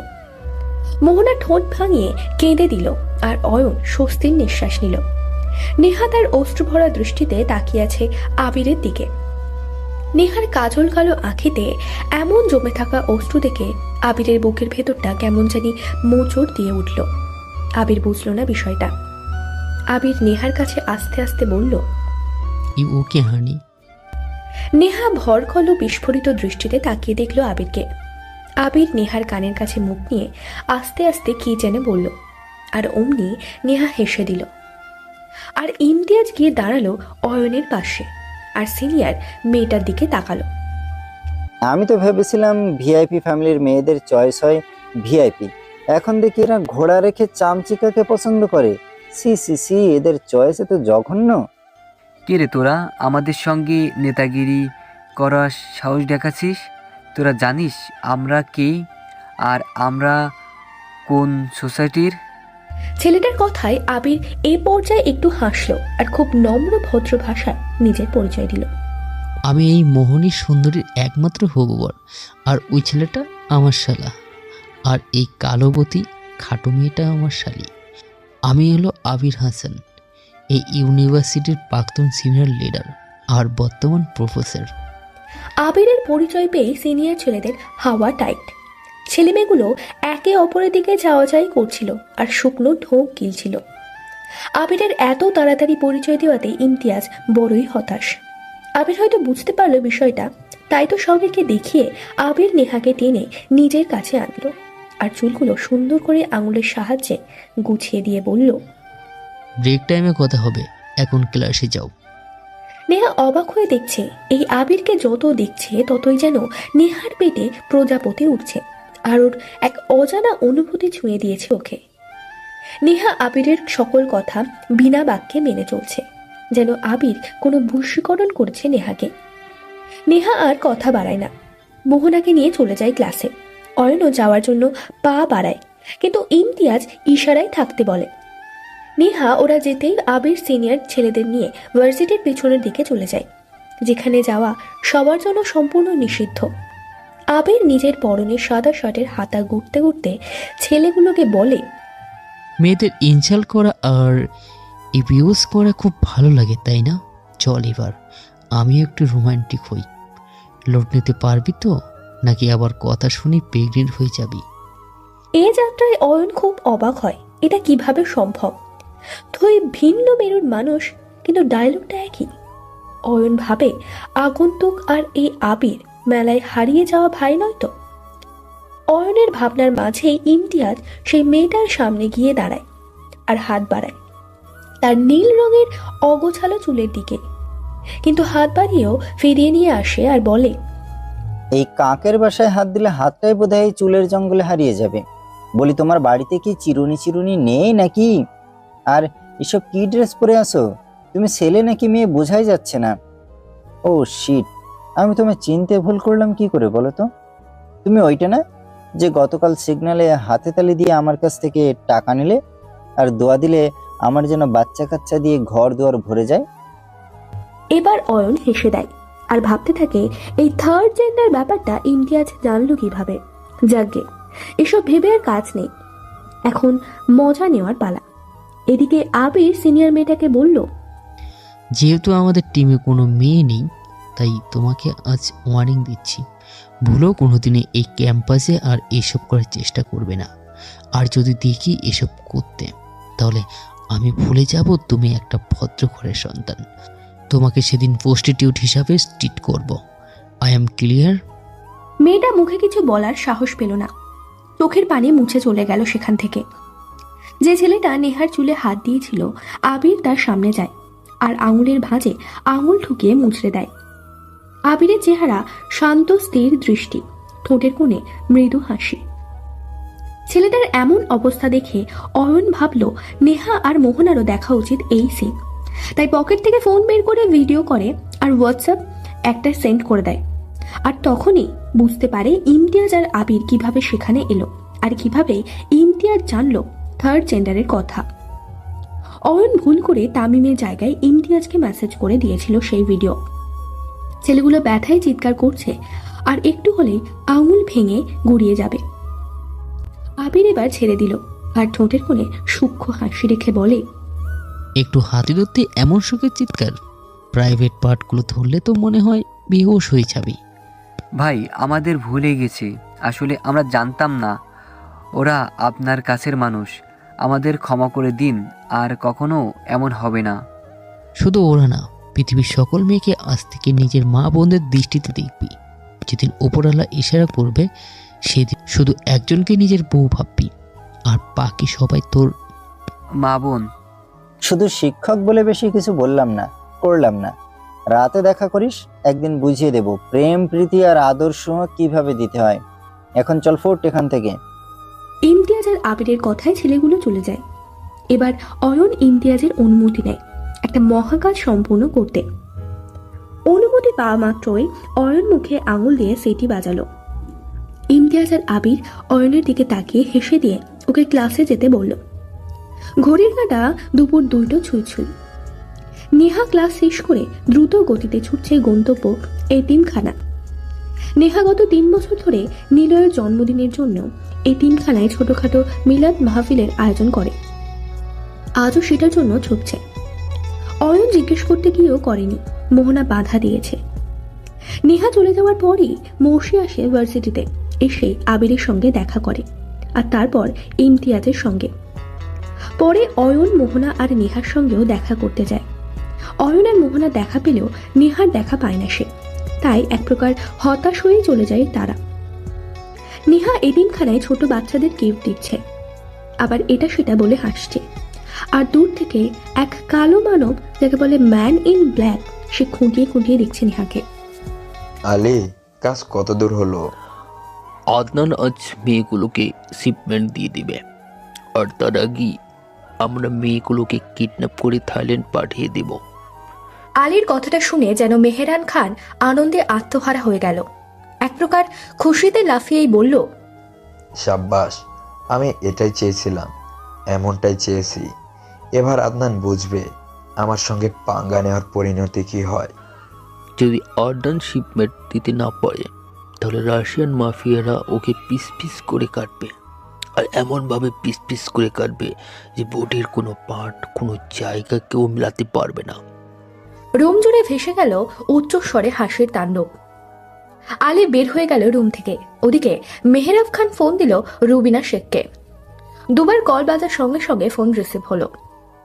হ্যালো, বলছিলাম কি, আদনান যদি মরে যায় তাহলে কি তুমি আমার কাছে ফিরে আসবে, নাকি সাদা শাড়ি পরে আদনানের বিধবা স্ত্রী হয়ে জীবন পার করবে? মেহরাব খানের কথায় বেশ ভালোই বিরক্ত হলো রুবিনা শেখ, আর কণ্ঠে এক রাশ বিরক্তি নিয়েই বলল, ফালতু না বকে কিসের জন্য কল করেছো সেটা বলো। আগামী 2 দিনের মধ্যে তোমার স্বামী আদনান এই রঙিন পৃথিবী ছেড়ে নরকে চলে যাবে, আমি সেই ব্যবস্থাই করছি। এবার রুবিনা শেখ হাসলো আর জবাব দিল, আদনানকে এত হালকাভাবে নিও না, বুঝলে? তুমি যদি চলো হাড়ের উপর, আদনান চলে শিরার উপর শিরায়। যদি তুমি ভুলে যাও তবে তোমাকে মনে করিয়ে দিই, আদনান নিজের মেয়েকেই রাশিয়ান মাফিয়াদের হাতে তুলে দিয়েছিল। আদনান নিজেকে বাঁচাতে সবচেয়ে নিকৃষ্ট কাজটাও নির্দ্বিধায় করতে পারে, তাই তুমিও একটু ভেবেচিন্তে যা করার করো। রুবিনা শেখের কথাটা যেন মেহরাব খানের পছন্দ হলো না। জবাব না দিয়ে কল কেটে দিল। এদিকে আদনান তো মহা খুশি। এবারে শিপমেন্ট দেওয়ার আগেই ফুল পেমেন্ট পেয়ে গেছে সে। সেই খুশিতে আরও একটা ডিল করেই ফেলেছে সে। কাল রাত 12টার পতঙ্গে প্রোটি ডেলিভারি হবে, তোমরা তৈরি থেকো। আর হ্যাঁ, আমি তোমাদের সঙ্গে থাকবো না, তাই তোমরা একে অপরের খেয়াল রাখবে। অয়নের গায়ে যেন একটা ফুলের টোকাও না লাগে, সেদিকে মনোযোগ দেবে। তামিম জরুরি একটা কাজে ব্যস্ত ছিল। হঠাৎ করে আব্বা নামের লোকটা কল করে দিয়ে তাদের আগামী কালকের পরিকল্পনা বলে দিল। তামিম আর সেখানে দেরি করলো না, ছুটে গেল আগন্তুকের কাছে।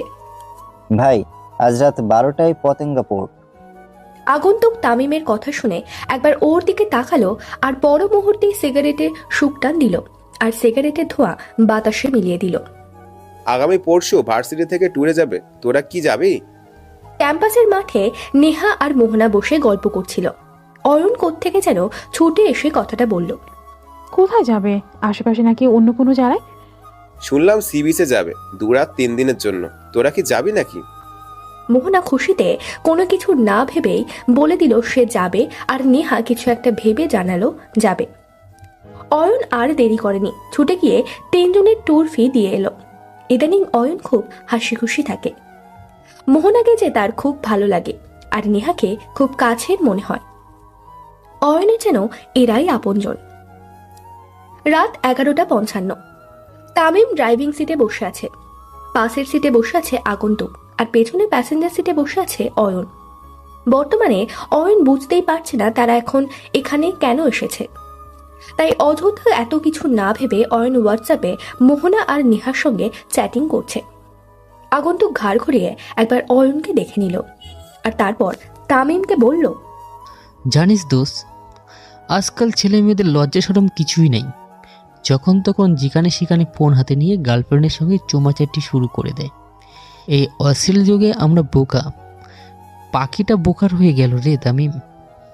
আগন্তুকের কথায় যেন অয়ন একটু অপমানিত হলো। সে তো আর প্রেম করছে না, এমন একটা গুমোট পরিবেশ থেকে একটু হালকা হতে বন্ধুদের সঙ্গে কথা বলছে। এতে অশ্লীলতা কি হলো ভেবে পায় না। আসলে আপনারা কেউ কথা বলছিলেন না, তাই আমি আমার বন্ধুদের সঙ্গে একটু কথা বলছিলাম, এর বেশি কিছু না। আরে তুই এই হনুমানটার কথা কানে তুলিস না তো, এটা এমনি ক্রেকমাল। শোন, তোকে ওর অশ্লীলতা সম্পর্কে একটু ধারণা দেই। এই শালা এক মেয়ের প্রেমে হাবুডুবু খেয়ে মেন্টাল হসপিটালে ছিল, কিন্তু সাহস করে নিজের মনের কথা সেই মেয়েকে বলতে পারেনি। উল্টো এই দামড়া শালা মেয়ের মায়ের সঙ্গে ঝামেলা বাঁধিয়ে দিয়েছে। এখন ওই মেয়ের মা একে দেখলেই খুন করার জন্য ছুটে আসে। এবার অয়নকে আটকায় কে? তামিমের কথা শুনে গাড়ি কাঁপিয়েই হেসে যাচ্ছে তো হেসেই যাচ্ছে, থামার নাম নেই। এদিকে তামিম ভ্রু নাচিয়ে আগন্তুকের দিকে তাকিয়ে হাসছে, আর আগন্তুক রাগী দৃষ্টিতে তাকিয়ে আছে। বেশ কিছুক্ষণ হাসার পর অয়ন থামছে না, তাই বিরক্ত হয়ে আগন্তুক বলে, হেই সেক্সি বেবি চিকেন, এবার হাসিটা থামা। আমরা পোর্টে আছি, এখানে পুলিশ আছে, গাড়ি এমন তুলছে দেখে পুলিশ এসে রেড দিবে, ভাববে আমরা গাড়িতে ওসব করছি। এবার যেন অয়ন বেশ বড় একটা ঝটকা খেল। একটু আগে যে লোক অশ্লীলতা নিয়ে এত বিদ্রোহ করলো, সে কিনা এখন নিজেই অশ্লীলতার চরম সীমানা ছাড়িয়ে গেছে। এদিকে তামিম মিটিমিটি হাসছে। ওদের এসব কথার মাঝেই পটে এসে দাঁড়ালো এক বিশাল লরি, আর তার পিছনে আছে দুটো কালো গাড়ি। আর গাড়ি থেকে বের হলো 25 জন তাগড়া জোয়ান পুরুষ, সবার হাতেই অস্ত্র। Get ready to fight. আগন্তুক কথাটা বলার সঙ্গে সঙ্গেই অয়ন নিজের স্নাইপার নিয়ে তৈরি। তামিম নিজেদের রিভলভার লোড করে নিল। তিনজনের মুখেই ব্ল্যাক মাস্ক।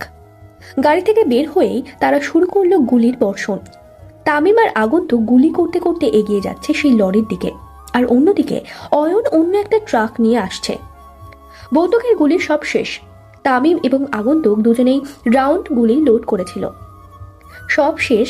এখনো আদনানের একজন লোক বেঁচে আছে। লোকটা আগন্তুককে নিশানা করে গুলি ছুড়ল। নিশানা চুকে গেল, কিন্তু একটা গুলি এসে লোকটা ঠিক কপাল বরাবর লাগলো। তামিম পিছনে তাকিয়ে দেখলো গুলিটা কে করেছে। অয়ন করেছে। তারা তিনজন সেই লরির বগির দরজা খুলে দিতেই দেখলো সবগুলো মেয়ে আঁটো সাঁটো হয়ে ভয়ে জড়সড় হয়ে আছে। প্লিজ তোমরা প্যানিক করো না, আমরা পুলিশের লোক, তোমাদের বাঁচাতে এসেছি। তামিমের কথা শুনে মেয়েগুলো শান্ত হলো, আর একে একে অয়নের আনা ট্রাকে উঠে বসলো। হয়তো বিপদ আজ ওদের পিছু ছাড়বে না বলে প্রতিজ্ঞা করেছে। আদনানের লোকদের মেরে একটু স্বস্তির নিঃশ্বাস না নিতেই মেহরাব খানের লোক এসে হাজির হলো। তামিম আর আগন্তুকের হাত খালি। মেহরাব খানের লোক একে একে ছুটে আসছে ওদের দিকে। তামিম একজনকে পাঁচ মেরে আদনানের লোকেদের অস্ত্র হাতে তুলে নেয়, আর আগন্তুক অস্ত্র হাত লাগায় না, বরং সে তার লুকিয়ে রাখা সরু লোহার ধাতব অস্ত্র বের করে একের পর এক মেহরাব খানের লোকটার দিকে এগিয়ে যাচ্ছে। আর আগন্তুক তাদের ঘায়েল করছে। কারোর বুকের এপাশ ওপাশ ফুটো হয়ে গেছে, তো কারোর গলায় হওয়া ফুটো দিয়ে পিছনের লোক দেখা যাচ্ছে। রক্তের ছিটা দিয়ে আগন্তুকের মুখ ভর্তি, আর গায়ের কাপড় বেয়ে পড়ছে তরল। আগন্তুক একাই অর্ধেক লোক মেরে দিয়েছে। তামিম দেখছে এই মানুষরূপী রাক্ষসকে।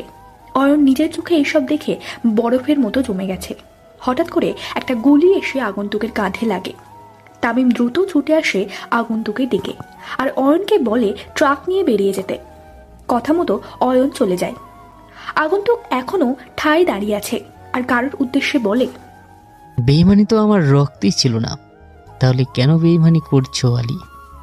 অন্ধকার থেকে আলী বের হয়ে আসে। তামিম আর আগন্তুকের দিকে বন্দুক তাক করে বলে, বেইমানি আমার রক্তে ছিল না, আর না আমি বেইমানি করেছি। আমি শুধু হুকুম পালন করেছি, আগেও করেছি, আর মৃত্যুর আগ পর্যন্ত করে যাব। আগন্তুক কোনো উত্তর করল না। আলীর হাতটা আচমকাই টান দিয়ে বন্দুকটা নিয়ে নিল, আর চোখের পলকে গুলি করে দিল আলীর বুকে। আলী মাটিতে লুটিয়ে পড়ল। আগন্তুক খুব শান্ত ভঙ্গিতে আলীর পাশে বসল আর বলল, সো সরি আলী বাবা, আমার না জ্ঞান নেওয়া পছন্দ, আর না জ্ঞান দেওয়া পছন্দের। কথাটা বলেই উঠে দাঁড়ায় আগন্তুক, আর দ্রুত ড্রাইভিং সিটে গিয়ে বসল সে, আর তামিমকে বলল, আলী বাবার সাপোর্টেই তার মালিক চলে আসবে ওইখানে। ওখানে দাঁড়িয়ে না থেকে তাড়াতাড়ি আয়, বেবি চিকেনের স্পটে প্রয়োজন। তামিম আগন্তুকের কথা মতো গাড়িতে বসল। গাড়ি পোর্ট থেকে বের হতেই আরও একটা গাড়ি পোর্টে এলো। হয়তো এটা মেহরাব খানের গাড়ি। সাই সাই করে চলছে আগন্তুকের গাড়ি, ঠিক অয়নের ট্রাকের পিছনে। কাঁধ থেকে রক্ত পড়ছে অনবরত। তামিম জানে এখন তাকে কিছু বললে সে শুনবে না, তাই চুপ থাকাই মঙ্গল। অয়ন ট্রাক নিয়ে যাচ্ছে থানার সামনে, আর অন্যদিকে তামিম মিডিয়াকে খবর দিয়ে দিয়েছে। অয়ন ট্রাকটা থানার সামনে রেখে দ্রুত নেমে পড়ল, আর দৌড়ে গিয়ে উঠে বসলো গাড়িতে। তামিমদের গাড়িটা থানার অপোজিট রোডের পাশে দাঁড়িয়ে অপেক্ষা করছে মিডিয়ার লোকেদের। থানার সামনে এত বড় ট্রাক দেখে পুলিশ কনস্টেবল দৌড়ে আসে আর মেয়েগুলোকে বের করে। মিনিট খানিকের মধ্যে মিডিয়া এসে হাজির হয়। ব্যাস, আগন্তুকের কাজ শেষ। ড্রাইভিং সিটে বসেই জ্ঞান হারায় আগন্তুক। তামিম জলদি জলদি গাড়ি থেকে নেমে আগন্তুককে প্যাসেঞ্জার সিটে শিফট করে। আগন্তুকের মাথাটা অয়নের কোলে। অয়ন টিস্যু দিয়ে আগন্তুকের মুখ থেকে রক্তগুলো পরিষ্কার করে দেয়, আর মনোযোগ দিয়ে দেখে আগন্তুকের মুখটা।